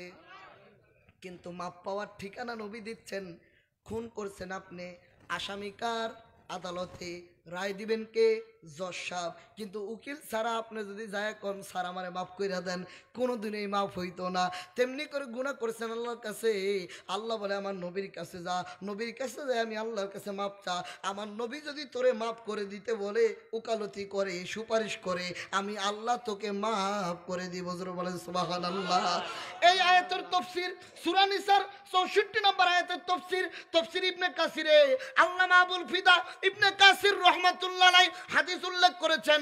নবীজি যেদিন ইন্তেকাল শরীফ হয়ে গেছে, নবীজির ইন্তেকাল শরীফের 3 দিন পরে একটা গ্রামের লোক নবীর কদমে রওজা মুবারকে আসলেন, এসে জিজ্ঞাসা করলেন নবী মুহাম্মদ কই? লোকজন বলল তুমি কি জানো না নবী আজকে থেকে 3 দিন আগে ইন্তেকাল হয়ে নবী দুনিয়া থেকে পর্দা নিয়ে চলে গেছে, নবীজি রওজা মুবারক আছে, সেখানে তুমি যাইতে পারো। বললেন নবীর কাছে নিয়ে চলো। নবীজি রওজায় গেলেন। এই গ্রামের লোকটা কান্দর বলে, ইয়া রাসূলুল্লাহ আপনি আল্লাহর কাছ থেকে শুনেছেন, আমরা আপনার কাছ থেকে শুনেছি, আপনি আল্লাহর কাছ থেকে বুঝেছেন, আমরা আপনার কাছ থেকে বুঝেছি। ইয়া রাসূলুল্লাহ আল্লাহ বলছেন গুনাহ হয়ে গেলে আপনার কাছে আসতে, মাফ চাইতে আল্লাহর কাছে, আপনি মাফ করে দিতে বললে আল্লাহ মাফ করে দিবে। হুজুর আমি তো গুনাহ করে ফেলেছি, আমি তো অন্যায় করে ফেলেছি, আমি তো অপরাধ করে ফেলেছি, ইয়া রাসূলুল্লাহ আমার জন্য আল্লাহর দরবারে সুপারিশ করেন। এই কথা বলতে বলতে কান্না করতে করতে লোকটা ওখানে ঘুমায় গেলেন। স্বপ্নে দেখে আমার নবী রওজা থেকে আওয়াজ দিচ্ছেন, আল্লাহু আকবার। নবী রওজা থেকে আওয়াজ দিয়ে বলেন, ও আল্লাহর বান্দা তুমি চলে যাও, আমার আল্লাহ তোমার জীবনের গুনাহ মাফ করে দিয়েছে। জবান খুলে বলেন মারহাবা। উম্মতের ব্যথায় নবী কান্দিত, কাফেরেরা ঢিলা পাথর মারিত, ইয়া রাহমাতাল আলামিন। জোরে জোরে জোরে, ও ইয়া রাহমাতাল। আমার কেবলা জান হুজুর বলছেন বাবা ওই নবীকে উসিলা দিয়ে কাঁদবেন। কেমনে কাঁদবেন? আমি গরিব মানুষ, আপনি গরিব মানুষ, মদিনার নবীর রওজা যাইতে পারি না, কেমনে মাপ পাবেন? নবীর উসিলা ছাড়া তো আল্লাহ মাপও করবেন না। এজন্য আমার নবী বলেন তোমরা যে কোনো দোয়া করো না কেন, তোমাদের দোয়া আল্লাহর দরবারে পৌঁছায় না, আল্লাহর দরবারে যায় না যতক্ষণ পর্যন্ত তোমরা আমি নবীর উপরে দরুদ শরীফ না পড়ো। ওই দোয়া কবুল হয় না। আসমান এবং জমিনের মাঝখানে ঝুলে থাকে যেই দোয়ায়, যেই আমলে আমি নবীর দরুদ নাই, ওই দোয়া আল্লাহর কাছে যায় না। এজন্য দোয়া করার আগে নবীর দুরুদ পড়বেন, দোয়া করার আগে নবীর সালাম পড়বেন, মোনাজাত করার আগে দুরুদ শরীফ পড়বেন, পরে পরে আল্লাহর কাছে মাপ চাবেন। নবী বলে একবার দুরুদ পড়লে আমার আল্লাহ তোমার 10টা গুনাহ মাফ করে দিবে, 10টা নেকি রেখে দিবে, 10টা রহমত আমার আল্লাহ তোমার উপরে দান করবেন। জোরে বলেন সুবহানাল্লাহ, বলেন আল্লাহু আকবার। আমরা তো মদিনায় যাইতে পারি না, কথা বল না, আমাদের সামর্থ্য নাই, কিন্তু দুরূদ পড়ার তো সামর্থ্য আছে, কথা বল না, আছে তো, আছে তো। সূরা আহজাব আয়াত নাম্বার 56, বলেন কত, কথা বল না, কত? সূরা আহজাবের 56 নম্বর আয়াত, আল্লাহ বলে ইন্নাল্লাহা ওয়া মালাইকাতাহু ইউসাল্লুনা আলান নবী, আমি আল্লাহ আমার ফেরেশতারা আমার নবীর উপরে দরুদ শরীফ প্রেরণ করতেছেন, করতে থাকবেন। ইয়া আইয়ুহাল্লাযিনা আমানু, হে ঈমানদারগণ, সাল্লু আলাইহি ওয়া সাল্লিমু তাসলিমা, তোমরা আমার নবীর উপরে দুরূদ প্রেরণ করো, দুরূদ পড়ো, তাসলিমা, তাজিমের সাথে নবীকে সালাম দাও, তাজিমের সাথে সালাম দাও। এই আয়াতের তফসির ইবনে কাসির, তফসিরে মাযহারি, অন্যান্য তফসির খুলে দেখবেন, নবীজির এক সাহাবী নাম হলো হযরতে উবাই ইবনে কাব রাদিয়াল্লাহু তাআলা আনহু, নবীর কদমে আয়েশা বলতেছেন, ইয়া রাসূলুল্লাহ, মারহাবা বল, ইয়া রাসূলুল্লাহ, আমি যে দোয়া দুরূদ পড়ি এর ভিতরে 4টা ভাগ, আমাদের তাকান, কয় ভাগ? 4 ভাগ। হুজুর, আমি আপনার উপরে এক ভাগ দুরূদ পড়ি, আর বাকি 3 ভাগ আমি অন্যান্য আমলের জন্য রাখি। হুজুর, এখন আমি কতটুকু পড়বো আর কতটুকু বাদ দিব? নবীজি বললেন, ভালো হয়েছে, তবে আর একটু বেশি হইলে তোমারই ভালো হইতো। দুরূদ কয় ভাগ? 1 ভাগ। বলেন কয় ভাগ? ইয়া রাসূলুল্লাহ, নবী বলেন দুরূদ পড়ো 1 ভাগ, তবে ভালো হয়েছে, আর একটু বেশি হলে তোমার ভালো হইতো।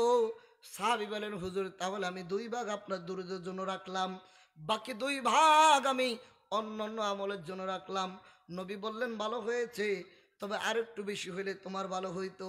সাহাবী বলে, হুজুর, তাহলে আমি 3 ভাগ আপনার দুরূদের জন্য রাখলাম, 1 ভাগ আমি অন্য দোয়ার জন্য রাখলাম। নবী বললেন, ভালো হয়েছে, তবে আর একটু বেশি হইলে তোমার ভালো হইতো। সাহাবী বলে, হুজুর, 4 ভাগ সময় আপনার দুরূদের জন্য আমি রেখে দিলাম, ইয়া রাসূলুল্লাহ, 4 ভাগ সময় আপনার দুরূদ শরীফ আমি পড়ব।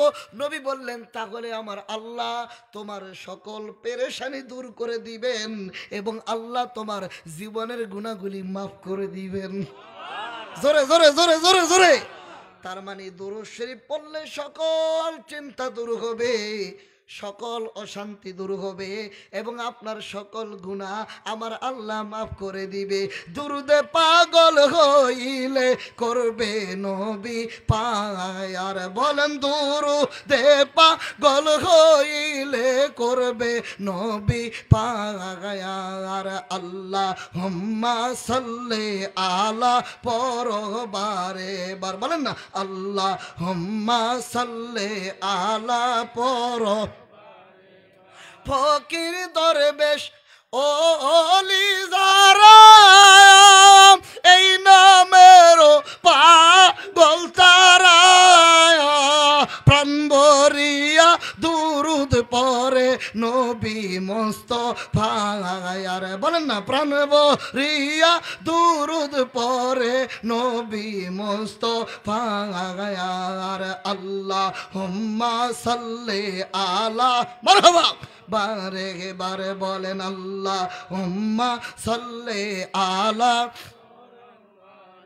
আউয়ালে আখেরে নবী, জাগরে বাতে নে নবী, আউয়ালে আখেরে নবী, জাগরে বাতে নে নবী, প্রাণ ভরিয়া দুরূদ পড়ো নবী মুস্তাফার, বলেন প্রাণ ভরিয়া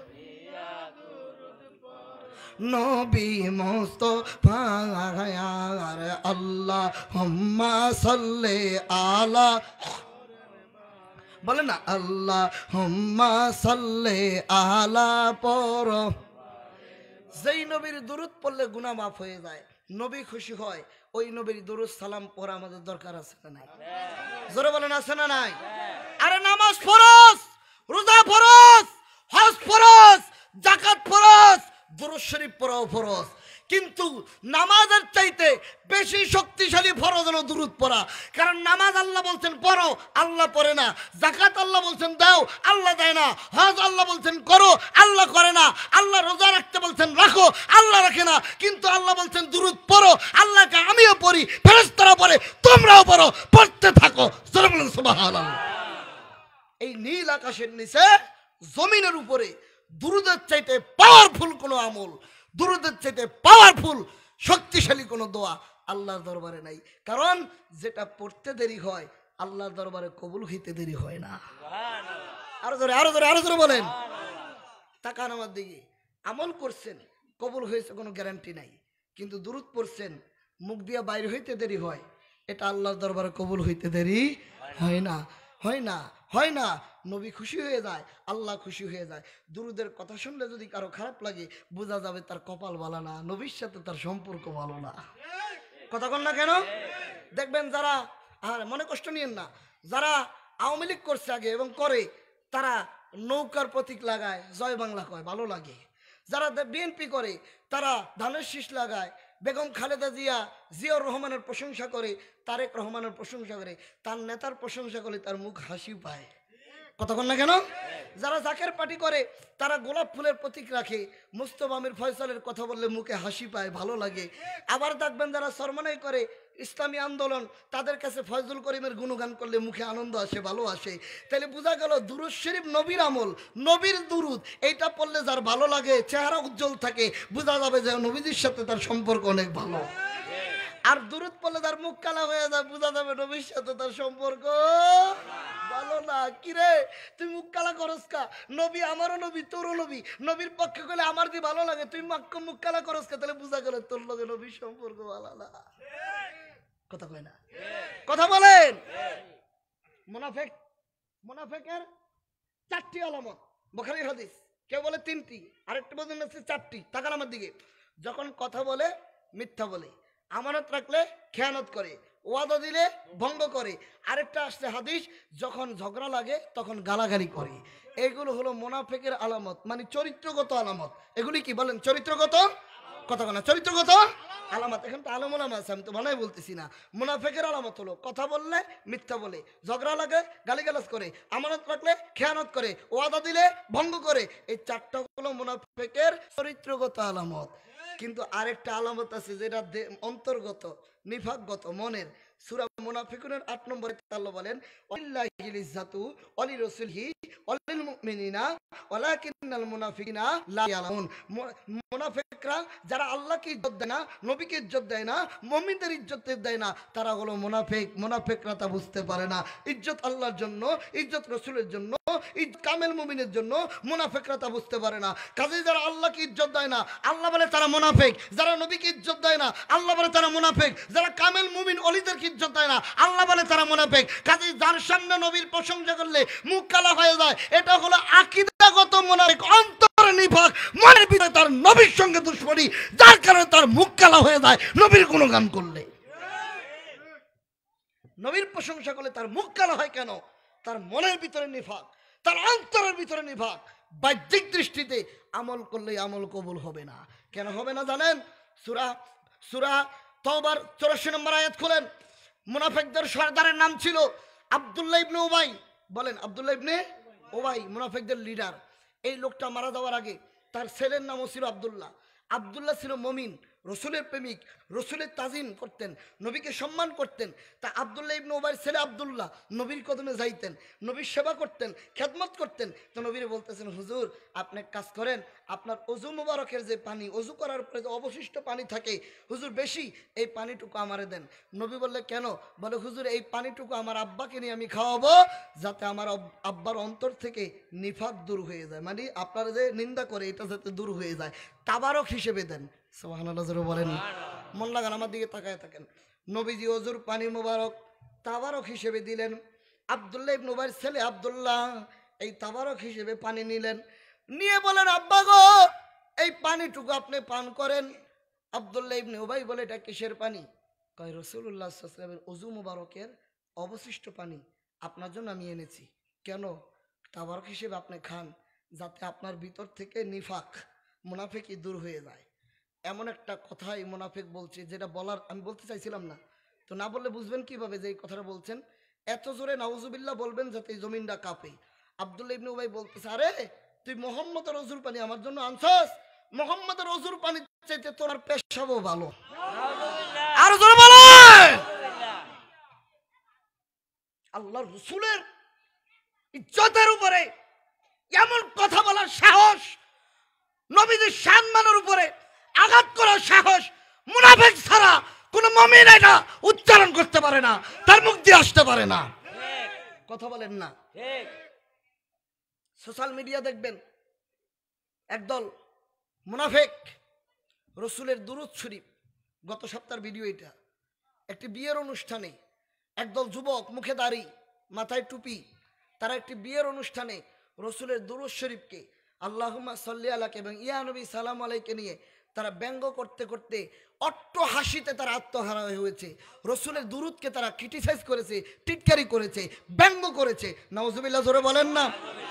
যারা নবীর দুরূদকে ব্যঙ্গ করে, যারা নবীর সম্মানে আঘাত করে, তারা কোনোদিনও প্রকৃত মুমিন হইতে পারে না, পারে না, পারে না। যাদের চরিত্রহীন, যাদের মা বাবা চরিত্রহীনা, যাদের জন্মের ভিতরে দোষ আছে, তারা একমাত্র রাসূলের বিরুদ্ধে কথা বলে।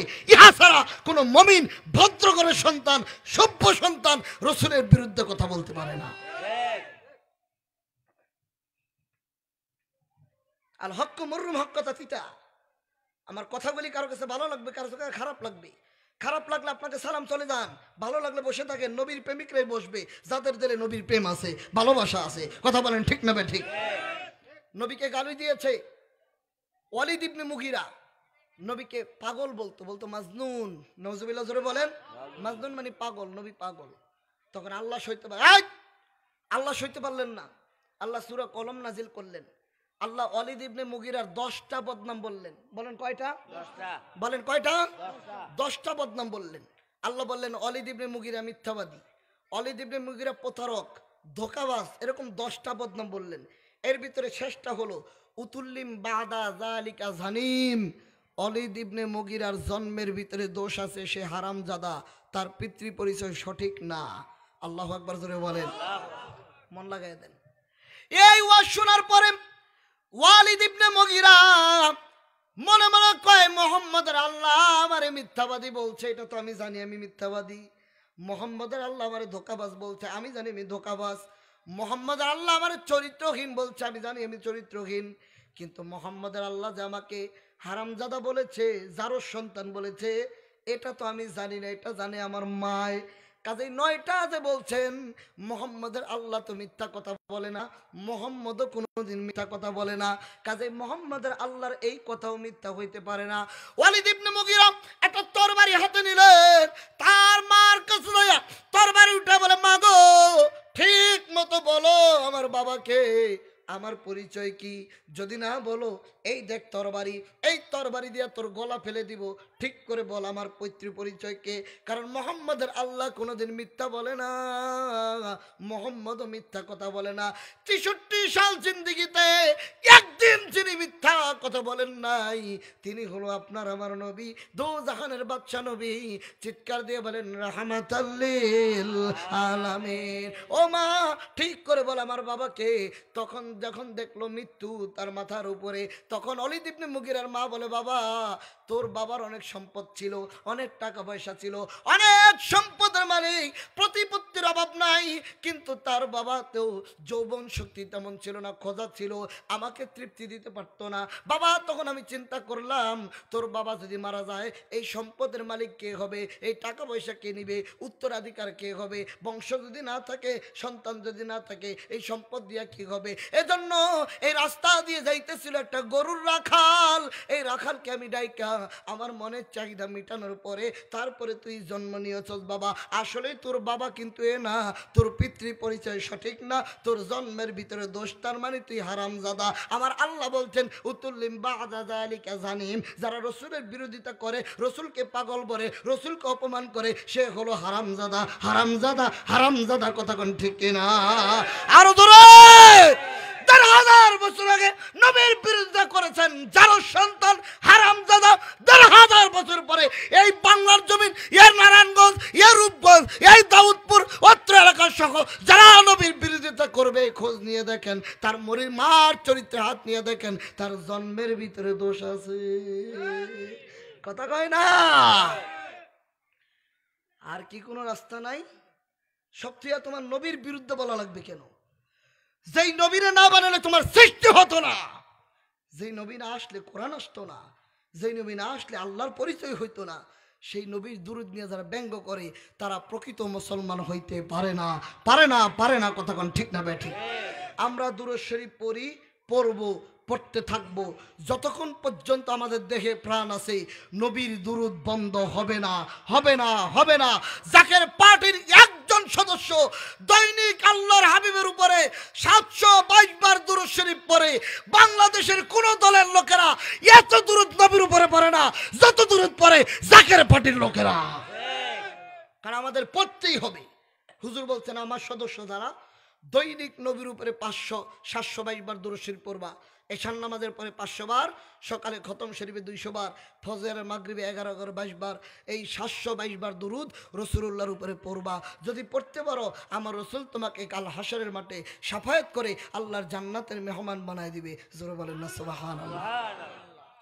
কিতাবের নাম জাওয়াহিরুল বিহার, খুলে দেখেন।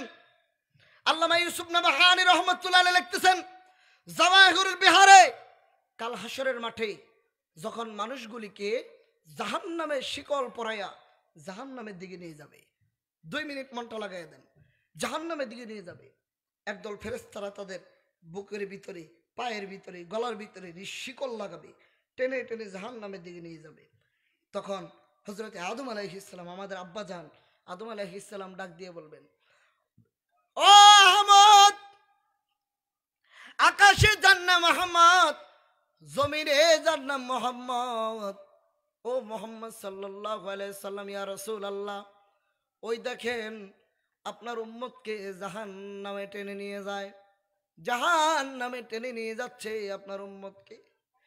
মা সন্তান পানিতে পড়ে গেলে, সন্তান আগুনে পড়ে গেলে মা যেমন চিৎকার দিতে দিতে দৌড়ায়, আমার নূরের নবী মুহাম্মদ সাল্লাল্লাহু আলাইহি সাল্লাম উম্মতের পিছনে এরকম দৌড়ানো শুরু করবে, দৌড়াবে আর বলবে ফেরেশতারা রাখো রাখো রাখো রাখো, আমার এতিম উম্মত কোথায় তোমরা টেনে নিয়ে যাও। ফেরেশতারা পিছন দিকে তাকাবে না। আমার আল্লাহ বলবে ফেরেশতারা রে, চরম বেয়াদবি হয়ে যায়, আমার বন্ধু রাহমাতুল লিল আলামিন ডাকে, কেন আমার বন্ধুর ডাকে সাড়া দাও না? ফেরেশতারা পিছন দিকে তাকায় বলবে ইয়া রাসূলুল্লাহ, নবী গো কি হয়েছে আপনার, আপনি কেন ডাকতেছেন? নবী বলবে আমার উম্মত তোমরা কোথায় নিয়ে যাও?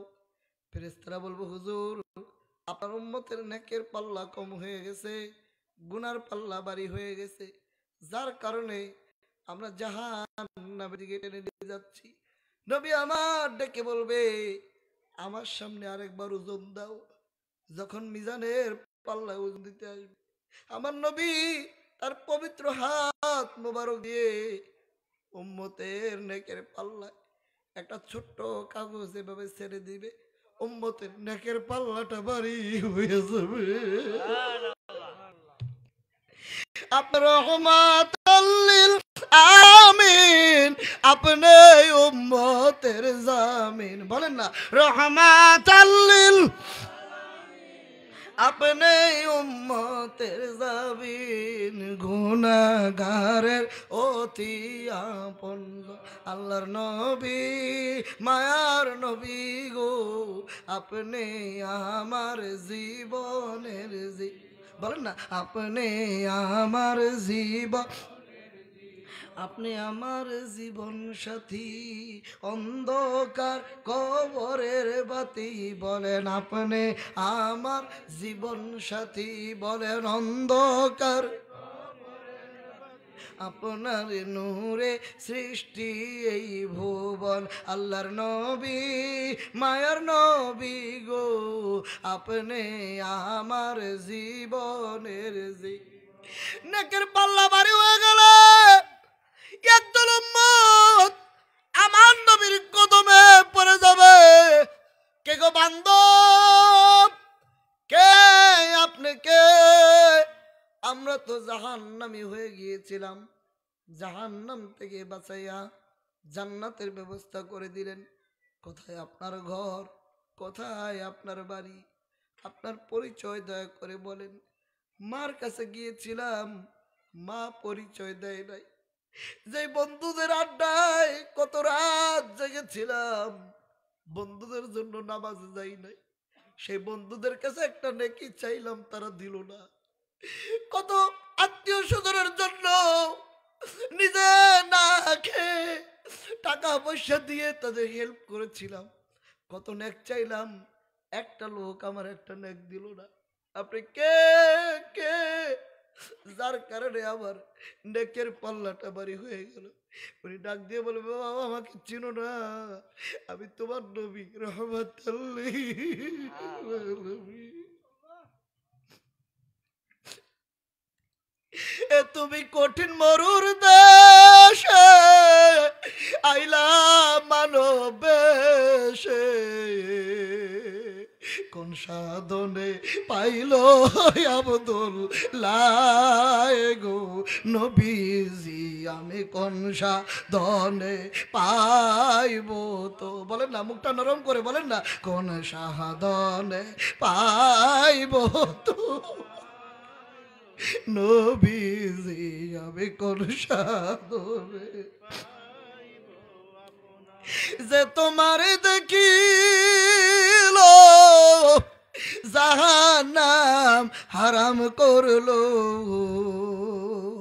এই জাকেররা কান্দে নিরালায় গো নবীজি, আমি কোন সাধনে পাইব?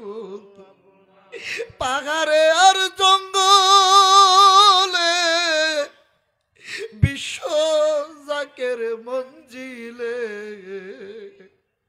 আরে পাহাড়ে আর জঙ্গলে দাউদপুরের এই মাহফিলে কান্দি আপনার দিদারে নবীজি,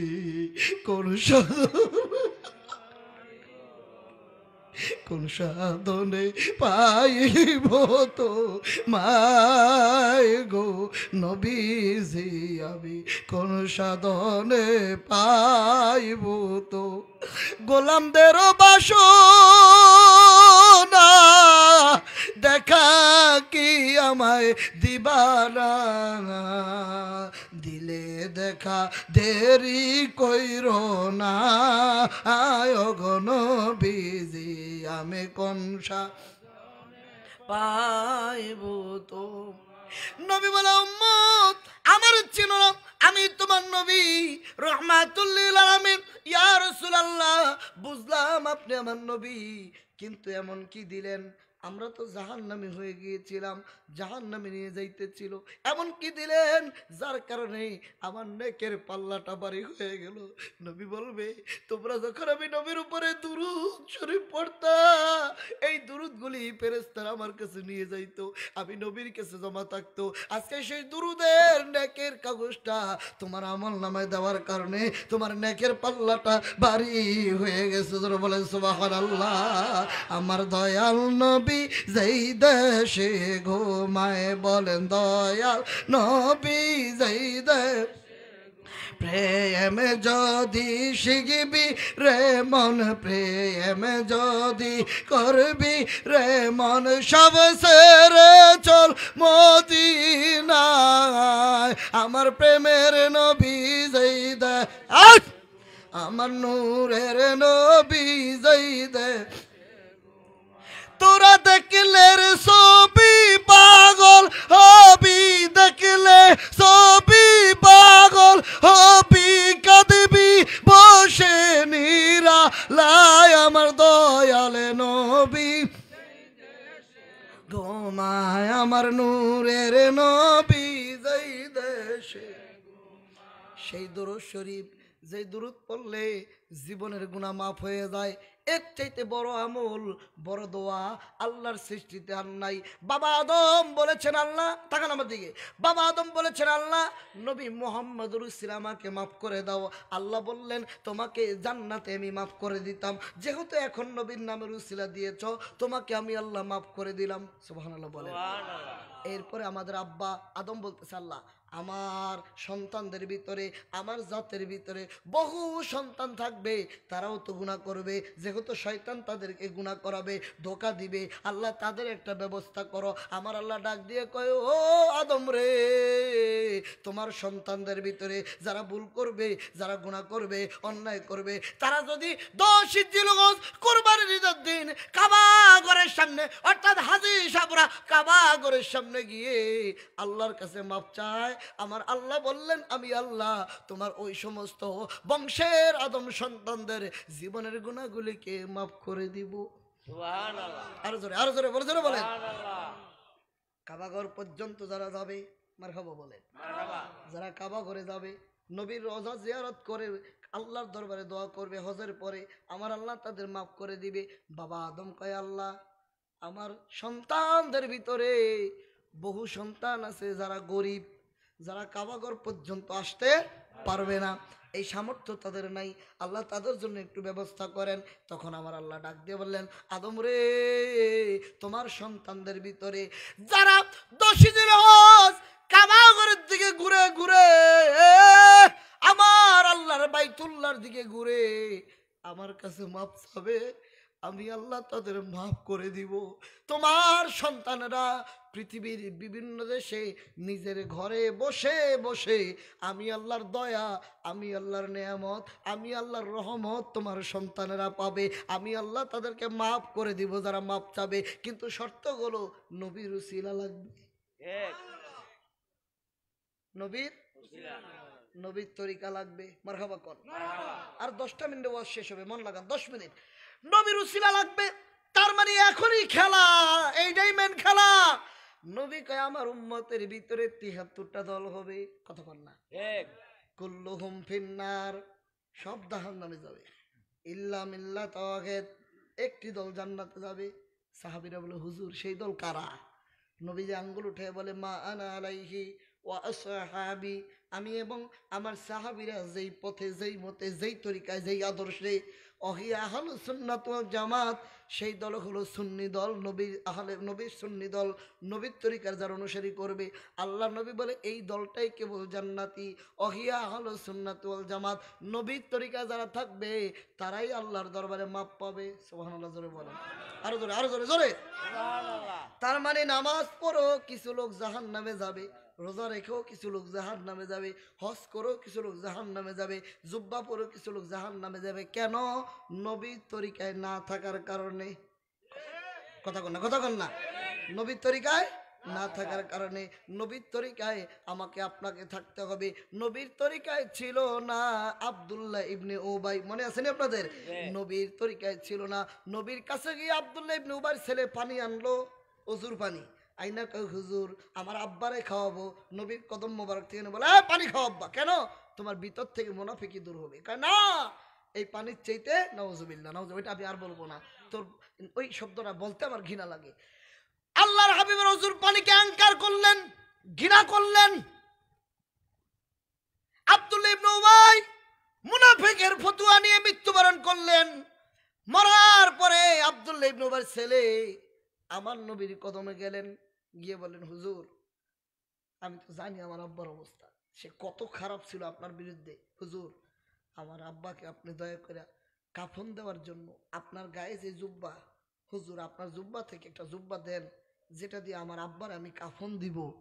আব্দুল্লাহর বিশ্বাস নবীর গায়ের জুব্বা যদি ওর কবরে থাকে, কাফনে থাকে, তাহলে নবীর খাতির আল্লাহ মাফ করে দিবে।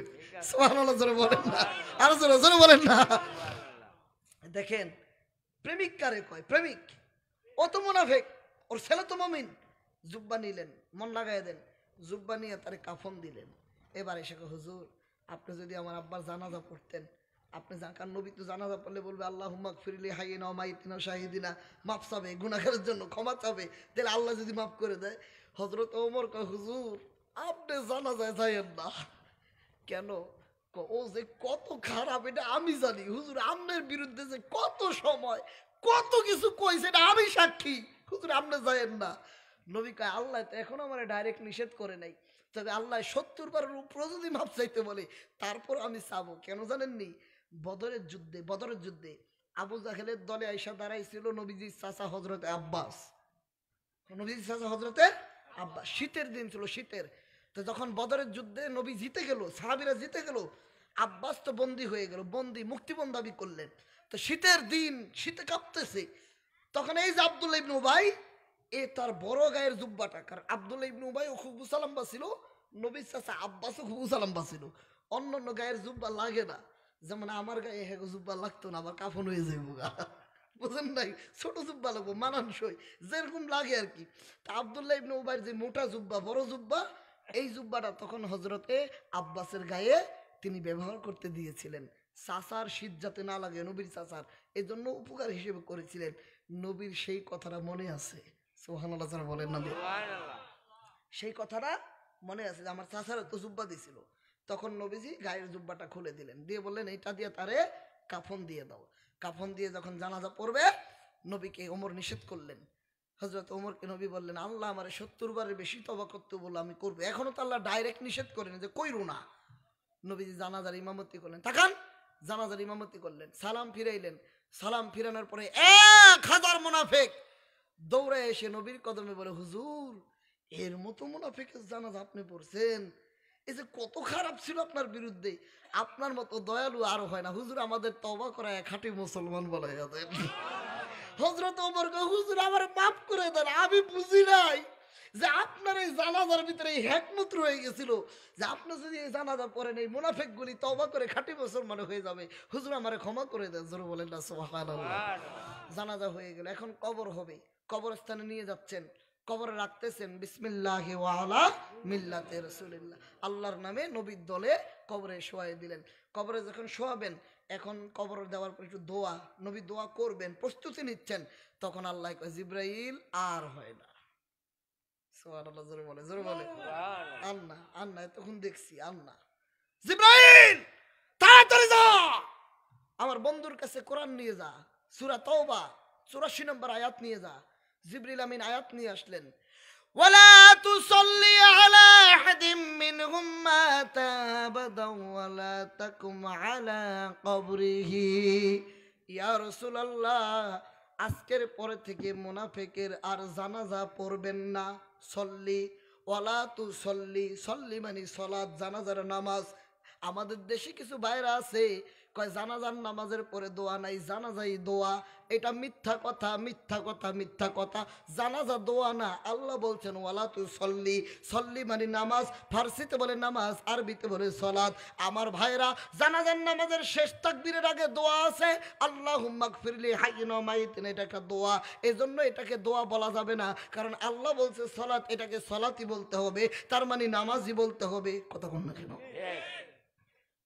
এই তাকান, আমরা যে 5 ওয়াক্ত নামাজ পড়ি, সুন্নত, ফরজ, ওয়াজিব, যেই নামাজই পড়েন, নফল, এই নামাজের ভিতরে শেষ রাকাতে, শেষে তাশাহুদে আত্তাহিয়াতু, দুরুদ, একটা দোয়া সেরা পরে দোয়ায়ে মাসুরা, আল্লাহুম্মা ইন্নী যালামতু নাফসি যুলমান কাসীরা। কথা কোন আছে না? তার মানে এটা দোয়া থাকার পরেও এই নামাজকে কোনোদিন কেউ দোয়া বলে নাই। যেই সূরা পড়া নামাজের ভিতরে ওয়াজিব, পুরা সূরা, সূরাতুল ফাতিহা, সেই সূরা আমরা বলি ইহদিনাস সিরাতাল মুস্তাকিম, হে খোদা আমাদেরকে সরল সঠিক রাস্তায় চালাও। সিরাতাল লাযিনা আনআমতা আলাইহিম, যাদেরকে তুমি নিয়ামত দিয়েছো সেই পথে চালাও।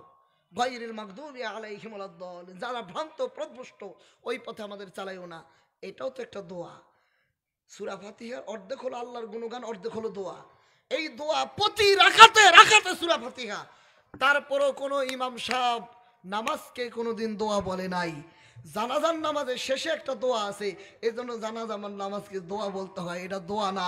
জানাজার নামাজ হলো নামাজ, নামাজ, নামাজ। এজন্য এটা পড়ার আগে তাকবীর বলতে হয়, নিয়ত করতে হয়। কথা বল না কেন মিয়া? কেবলার দিকে ঘুরতে হয়, লাশ সামনে রাখতে হয়। এটা হলো নামাজ, জানাজার নামাজ। দোয়া এক জিনিস, নামাজ আরেক জিনিস। জানাজার নামাজ এটা দোয়া না, এটা নামাজ আল্লাহর কোরআন দ্বারা স্বীকৃতিপ্রাপ্ত। এটাকে নামাজি বলতে হবে, নামাজি বলতে হবে, নামাজি বলতে হবে। কতক্ষণ না কামিয়া। এরপর আল্লাহ কি বলে শুনেন, ওয়ালা তুসাল্লি আলা আহাদিম মিনহুম মাতা আবাদা ওয়ালা তাকুম আলা কবরিহি। আজকের থেকে মুনাফিকের জানাজা পড়বেন না, কবরিহি তাদের কবরে দাঁড়াবেন না, তার মানে দোয়া করবেন না, মুনাফিকের জন্য দোয়া করবেন না।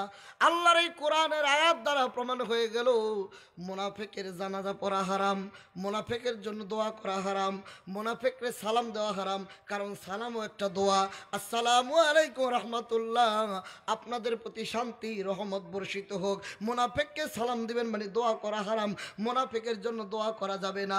আল্লাহ বললেন, জিব্রাইল আমার বন্ধুর গায়ের জুব্বা নিয়ে কবরে শুইছে, আমার বন্ধু মাফ করতে পারে, কারণ তিনি রাহমাতাল লিল আলামিন। আমার বন্ধুর সাথে বেয়াদবি করলে আমার বন্ধু মাফ করতে পারে, কিন্তু আমি আল্লাহ মাফ করতে পারি না।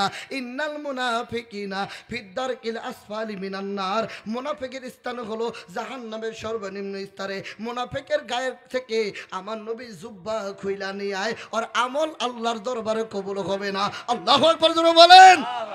তাইলে নবীর গায়ের জুব্বা দেখেন আমার দিকে, এটা দাড়ি, এটা দাড়ি, এটা সুন্নত, নবীর সুন্নত।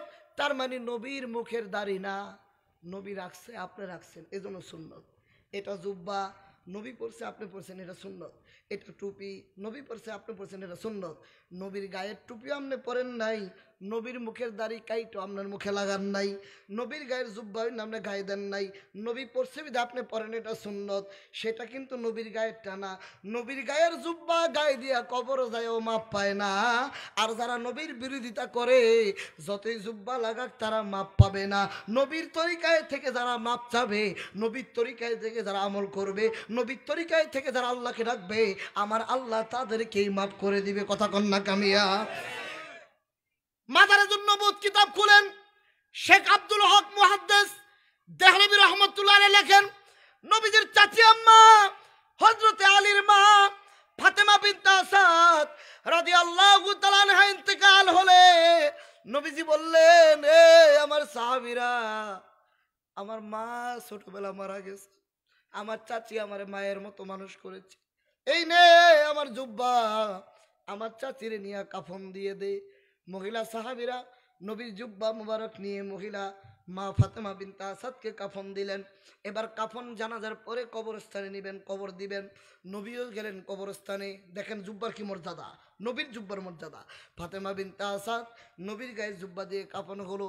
কবরে রাখবেন লাশ, নবী বললেন, রাখো লাশটা ভিতরে রাখো না, আমাকে একটু সময় দাও। এই কথা বলে আল্লাহর নবী কবরের ভিতরে শুয়ে পড়লেন। সুবহানাল্লাহ জোরে বলেন। কবর কার? ফাতেমা বিনত আসাদের। নবী লাশ মোবারক উপরে রেখে কবরের ভিতরে শুয়ে পড়লেন। কবরে শুয়ে নবী আমার কিছুক্ষণ আল্লাহর কোরআন তেলাওয়াত করলেন, জিকির করলেন, দোয়া করলেন, মোনাজাত করলেন। এরপরে কবর থেকে বের হয়ে গেলেন। নবী বলেন, সাহাবীরা রে, আমার চাচিকে কবর দিয়ে দাও। যখন কবর দেওয়া হয়ে গেল, সাহাবীরা বললেন, ইয়া রাসূলুল্লাহ। নবী তখন দোয়া করলেন, আল্লাহুম্মা ইন্নী আসআলুকা বিহাক্কে মুহাম্মদ সাল্লাল্লাহু আলাইহি সাল্লাম, আল্লাহ তোমার সত্য নবী মুহাম্মদের উসিলায় এবং অন্য নবীগণের উসিলায় আমার চাচিকে তুমি মাফ করে দাও। সাহাবীরা বলে, হুজুর, কখনো তো কোনো ব্যক্তির কবরে আপনাকে আমরা এমন করতে দেখি নাই, আজকে কেন আপনি এরকম করলেন? নবী বলেন, সাহাবীরা, আমার জুব্বার খাতিরে, আমি মুহাম্মদের খাতিরে আশা রাখা যায় আমার আল্লাহ আমার চাচির কবরকে জান্নাতের বাগান বানায়া দিয়েছে। জবান খুলে বলেন আল্লাহু আকবার। তাহলে দুজনই জুব্বা নিয়ে গেছে, একটা হলো মুনাফিক, আরেকটা হলো নবীর চাচি। ওই জুব্বা নেওয়ার পরও মাপ পায় নাই কেন? নবীর বিরোধিতা করেছে। আর ফাতেমা বিনতে আসাদ নবীর জুব্বা গায়ে দিয়ে শোয়ার কারণে কবরকে জান্নাতের বাগান হয়ে গেছে।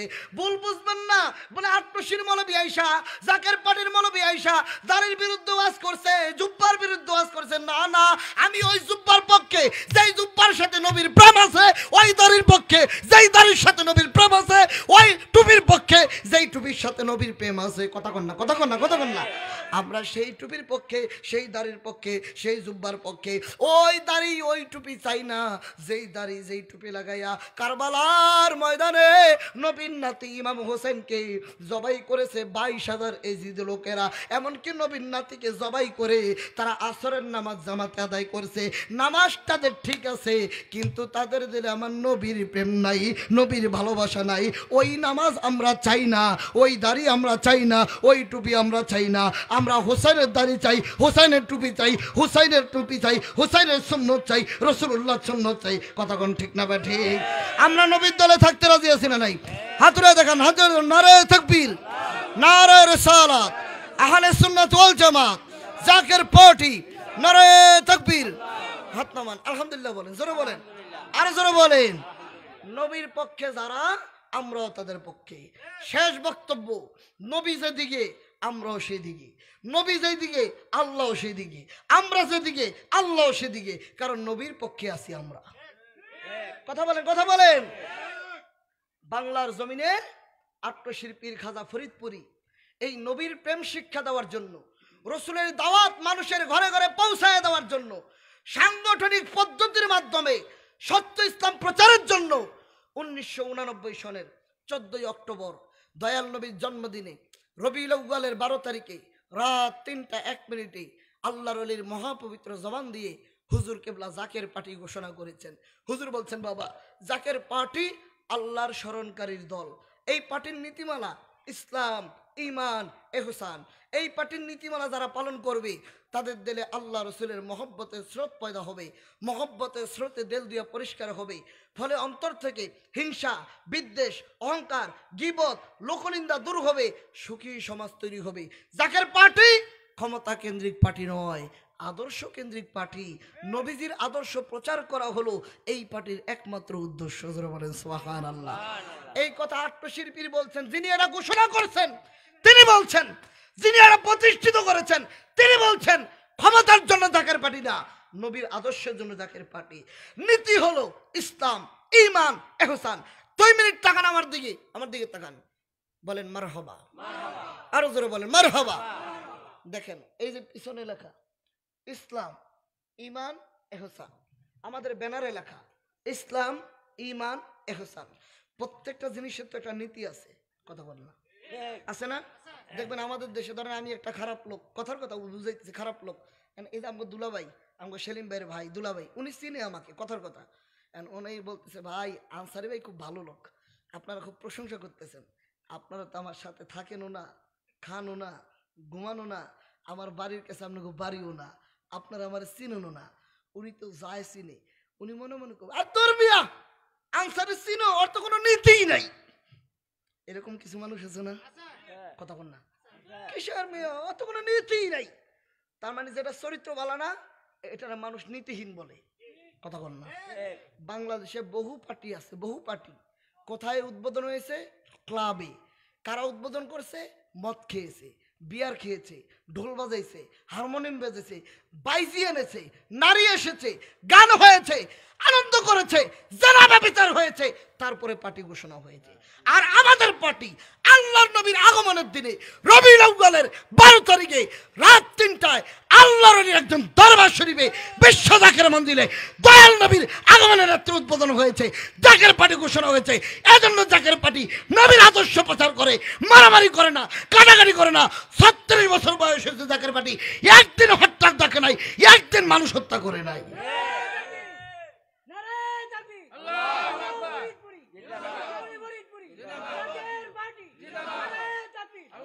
কারণ জাকের পার্টি এজন্য গঠন হয় নাই, মারামারির জন্য গঠন হয় নাই, টেন্ডারবাজির জন্য গঠন হয় নাই, লুটেরাদের জন্য গঠন হয় নাই। আমাদের যে লোকবল, আমাদের যে জনশক্তি, আমাদের যে ফ্রন্ট, 36টি ফ্রন্ট, প্রায় 35টি ফ্রন্ট গঠিত। এই ফ্রন্টগুলি যদি জাকের পার্টির চেয়ারম্যান একটা হুকুম দেয়, 1 ঘন্টা সময় লাগে না, বাংলাদেশের রাজধানী ঢাকা শহর বন্ধ করার মতো ক্ষমতা আমরা রাখি। কিন্তু আমরা সেই জন্য জাকের পার্টি করি না। হুজুর বলছেন জাকের পার্টি এই জন্য গঠন হয় নাই। তাহলে কেন করছেন? হুজুর বলছে, বাবা নবীজির আদর্শ প্রচার করার জন্য, নবীজির তরিকা প্রচার করার জন্য আমি বাবা জাকের পার্টি করছি। মারহাবা কন্যা। কেন? নবীর জীবনী 3টা ভাগে ভাগ করেন, এই বলে শেষ করে দিই। আমার দিকে তাকান। 63 বছর নবীর শরীয়তে। কয় বছর? 63। রেকর্ড করে নিয়ে যান কথা। কাউকে গালি দিতে আসি নাই, বাস্তবতা ক্লিয়ার করতে এসেছি। নবীর জীবন 3টা ভাগ করেন। 15 বছর যখন নবীর বয়স, তখন নবীজির দেশে একটা বাজার ছিল, ওকাজো বাজার, মক্কায়। সেই বাজারের ভিতরে মারামারি হইতো, ঝগড়া হইতো, বসার একটা মেলা হইতো। সেই মেলায় বিভিন্ন দলের নেতারা আসতো, আর বিভিন্ন দলের নেতাদের কবি ছিল। এই দলের কবি ওই দলের নেতার বিরুদ্ধে কবিতা লিখতো, ওই দলের কবি এই দলের নেতার বিরুদ্ধে কবিতা লিখতো। ওই কবিতা গাইতে যায় তাদের ভিতরে ঝগড়া লেগে মারামারি শুরু হয়ে গেল। দীর্ঘ 5 বছর একটানা মারামারি চললো। তখন নবীজি বলল, একটা ছোট্ট কবিতার জন্য কত মায়ের বুক খালি হলো, কত বাবার বুক খালি হলো, এইভাবে চলতে দেওয়া যায় না। নবীজি তার 15 বছর বয়সে তার বন্ধুদের সবাইকে ডাক দিলেন। ডাক দিয়ে বললেন যে, তোমরা যদি রাজি থাকো তাহলে আমি একটা দল করব, একটা পার্টি গঠন করব। নাম দিবেন কি? বললেন হিলফুল ফুজুল। উদ্দেশ্য কি? নবীজি বলেন, উদ্দেশ্য হলো মারামারি লাগলে আমরা বন্ধ করে দিব, রুগী থাকলে আমরা সেবা করব, গরিবকে সহযোগিতা করব, উন্নয়নমূলক কাজ করব, মানবতার কল্যাণে কাজ করব। এজন্য আমি এই সংগঠন করব। নাম হলো হিলফুল ফুজুল। মাহবাজরে বলেন। প্রথম ভাগ 15 নম্বর 15 বছর নবীজি প্রথম পার্টি করলেন। দ্বিতীয় নাম্বার যান 40 বছরে। 40 বছর বয়সে আলমীর প্রতি কোরআন নাজিল হলো। নবীজি কোরআন নাজিলের পরে মা খাদিজার কাছে বললেন, খাদিজা, আমার কাছে জিবরিল আমিন এসেছে, কোরআন নাজিল হয়েছে। নবীজির স্ত্রী আমাদের মা বললেন, আমার চাচাতো ভাই আছে ওরাকা ইবনে নওফল, তাওরাত জবিরের ইনজিলের পণ্ডিত, ভালো জ্ঞান রাখে, তার কাছে চলেন। বয়সের ভারে সে গুজু হয়ে গেছে, চোখের জ্যোতি কমে গেছে। আল্লাহর হাবিবের স্ত্রী আমাদের মা আম্মাজান খাদিজাতুল কুবরা ওরাকা ইবনে নওফলের কাছে নিয়ে গেলেন। নিয়ে বললেন, এই এই সিমটম আমরা দেখলাম, ঘটনা দেখলাম। ওরাকা ইবনে নওফল বললেন, খাদিজা রে, ধন্য জীবন তোমার। আসমানি কিতাবে যেই নবীর নাম এসেছে মুহাম্মদ, উনি আর কেউ না, উনি তোমার স্বামী মুহাম্মদ রাসূলুল্লাহ সাল্লাল্লাহু আলাইহি সাল্লাম। ওনার প্রতি কোরআন নাজিল হয়েছে। এই ফেরেশতা বহু নবীদের কাছে এসেছে। ও খাদিজা রে, এমন একটা সময় হবে এই মক্কার লোকেরা তোমার স্বামীরে মক্কায় থাকতে দিবে না, অত্যাচার করবে সত্য তরিকা দেওয়ার কারণে। আমি যদি তখন জীবিত থাকতাম, আমি তোমার স্বামীরে সহযোগিতা করতাম। আফসোস আমার বয়স হয়ে গেছে, আমি বৃদ্ধ হয়ে গেছি, ততক্ষণ আমি বাঁচবো না। এ খাদিজা, তোমার স্বামী হলো আখিরি জামানার নবী। নবীজি মা খাদিজাকে মুরিদ করলেন, কালেমা পড়াইলেন, লা ইলাহা ইল্লাল্লাহু মুহাম্মাদুর রাসূলুল্লাহ সাল্লাল্লাহু আলাইহি সাল্লাম।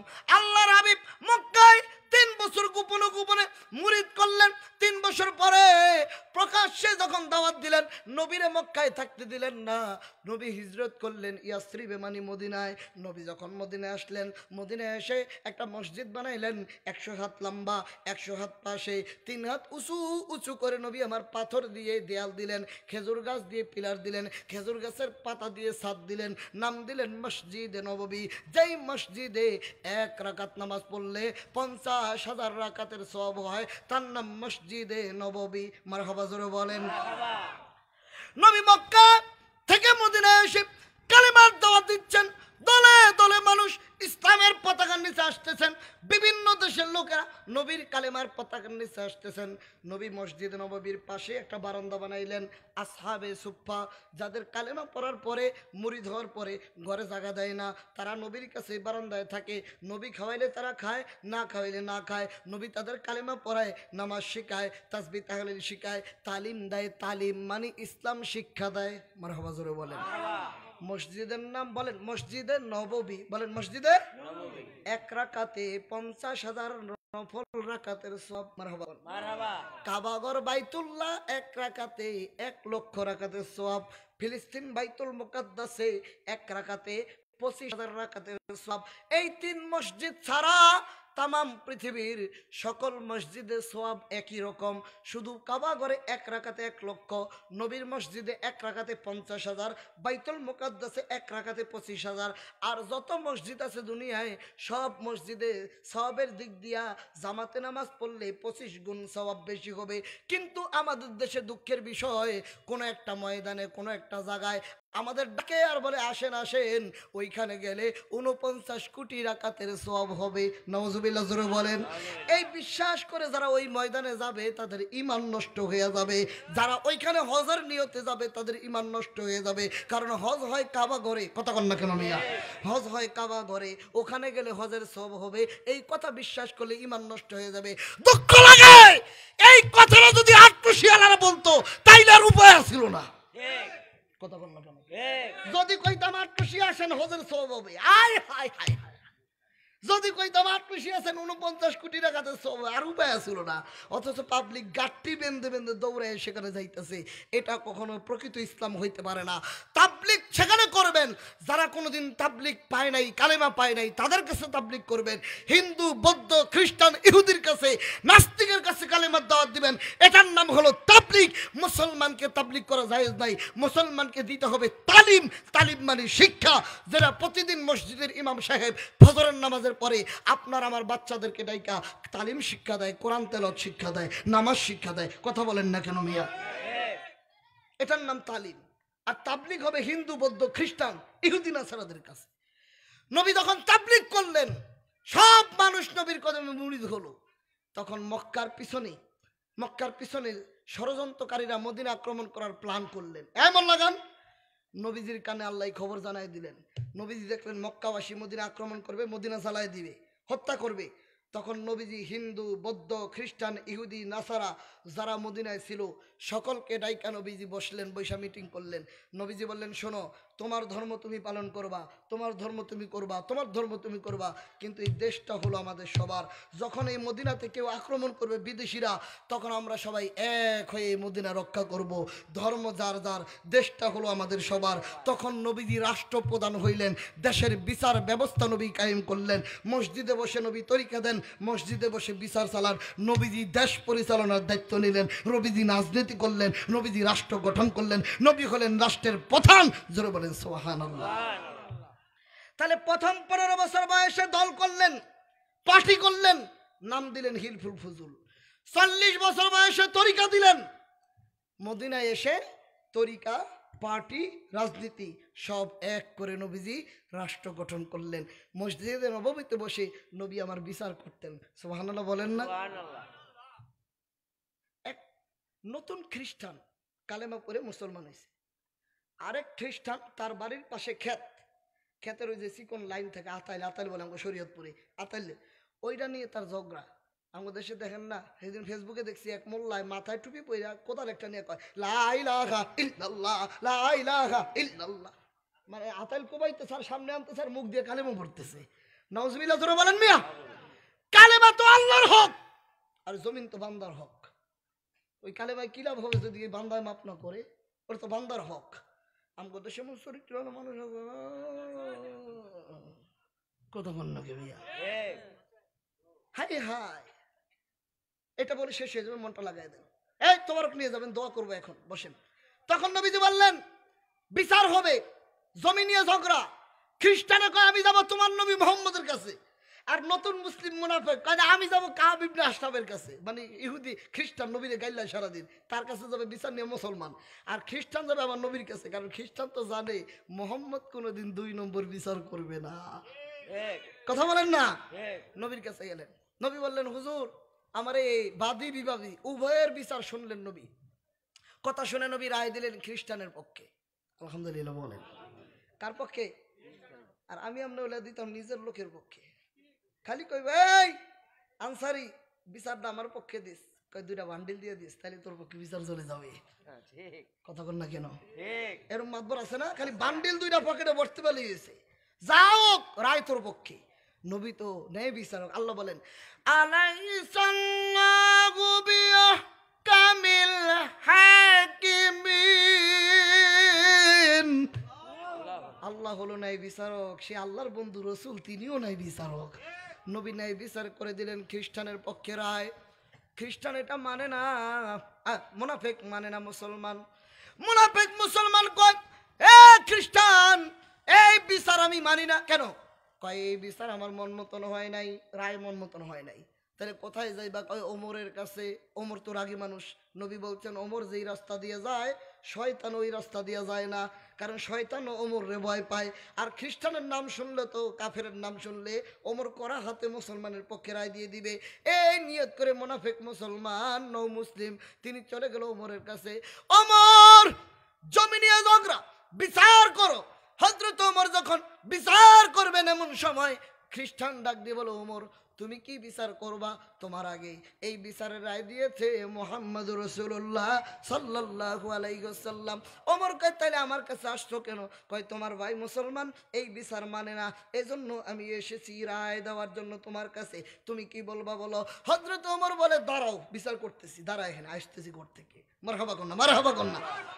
নবী বিচার করছে ওই মানে না, দাঁড়া আমি আসতেছি। দাঁড় করে ঘরের ভিতরে ঢুকছে। ওমর ঘর থেকে একটা উলঙ্গ তরবারি কয় আয় আমার সামনে। সামনে নিয়ে এক কোপে মুনাফিকের গর্দান ফেলে দিয়েছে। আল্লাহু আকবার জোরে বলেন। চিৎকার চেঁচামেচি, ওমর মুসলমান মেরে ফেলেছে। খবর গেল নবীর কাছে। নবী বলে না না, ওমর তো মুসলমান মারতে পারে না, ওমর তো এই কাজ করতে পারে না। ওমর রে কি হয়েছে? আমার কাছে আস। ওমর আসলেন। ইয়া রাসূলুল্লাহ লাব্বাইক, বলেন কি হয়েছে? ওমর তুমি নাকি মুসলমান মারছো? ওমর বলেন ইয়া রাসূলুল্লাহ আল্লাহর নবীর বিচারের রায় যে মানে না তার বিচার ওমর এইভাবেই করে। আমার আল্লাহ কো বন্ধু মোহাম্মদ ওমর যা করছে ঠিক করছে। সুবহানাল্লাহ বলেন না। তার মানে নবী তরিকাও দিছে, বিচারও করছে, দেশ পরিচালনা করছে। কোন জায়গায়? মদিনায়। প্রথম করছেন দল হিলফুল ফুজুল, পরে দিছেন তরিকা, 3 নম্বরে রাষ্ট্র গঠন করে ইসলামী বিচার ব্যবস্থা কায়েম করে নবী ইন্তেকাল করেছেন, দেশ পরিচালনা করেছেন। আট্টশির পীর খাজা ফরিদপুরি, তিনি এনায়েতপুর দরবারের মুরিদ। তার পীর ওমর শেখ খাজা এনায়েতপুরি আট্টশি আসার আগে জাকের পার্টির বিজয় ঘোষণা করেছে, পার্টি ঘোষণা করেছে। আট্টশি হুজুর আট্টশি এসে দয়াল নবীর তরিকা দিয়েছে। আর 1989 সনে হুজুর বলেছেন বাবা রাষ্ট্রীয়ভাবে মারহাবা কোন, মারহাবা কোন। বাংলাদেশের প্রধানমন্ত্রী তৎকালীন এরশাদ সাহেব আট্টশি হুজুরের মুরিদ ছিল। আলহামদুলিল্লাহ বলেন। বাংলাদেশের মন্ত্রী, মিনিস্টার, রাষ্ট্রপতি, বিভিন্ন দলের প্রধান, 3 বাহিনীর প্রধান, তারা আট্টশি দরবারে যাইতেন, খেদমত করতেন। কিন্তু হুজুর দেখলেন মানুষ যেই তরিকা নিছে রাসূলুল্লাহ, দল যে করতেছে, দল তো রাসূলের দল করে না।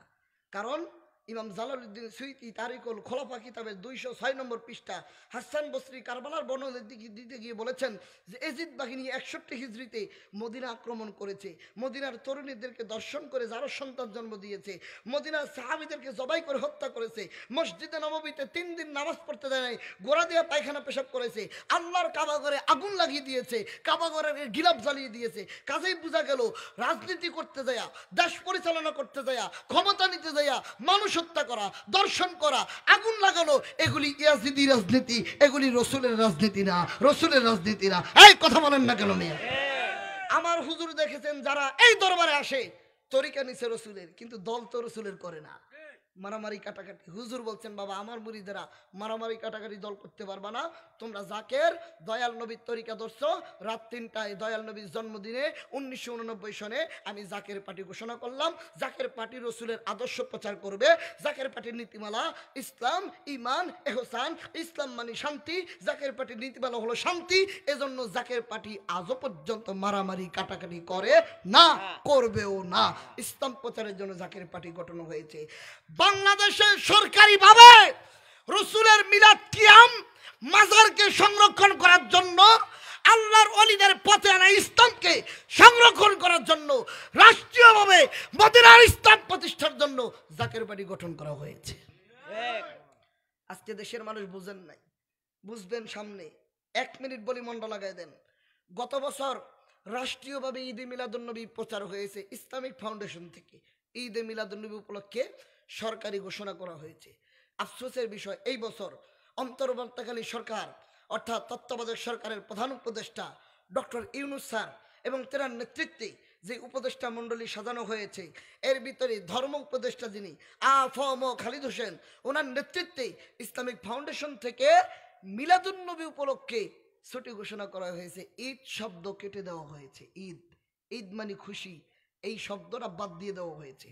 তখন সুন্নি জনতা, জাকের পার্টি, আশিকুর সুগলা মিলাদুন নবীর পক্ষে, ঈদে মিলাদুন নবীর জন্য ফেসবুকে, রাস্তায়, সভা সমাবেশ, বিভিন্ন মিছিল মিছিল করে আবেদন জানিয়েছে যে আমরা ঈদে মিলাদুন নবী চাই, শুধু মিলাদুন নবী চাই না, ঈদ মানে খুশি, নবীর আগমনে আমরা খুশি।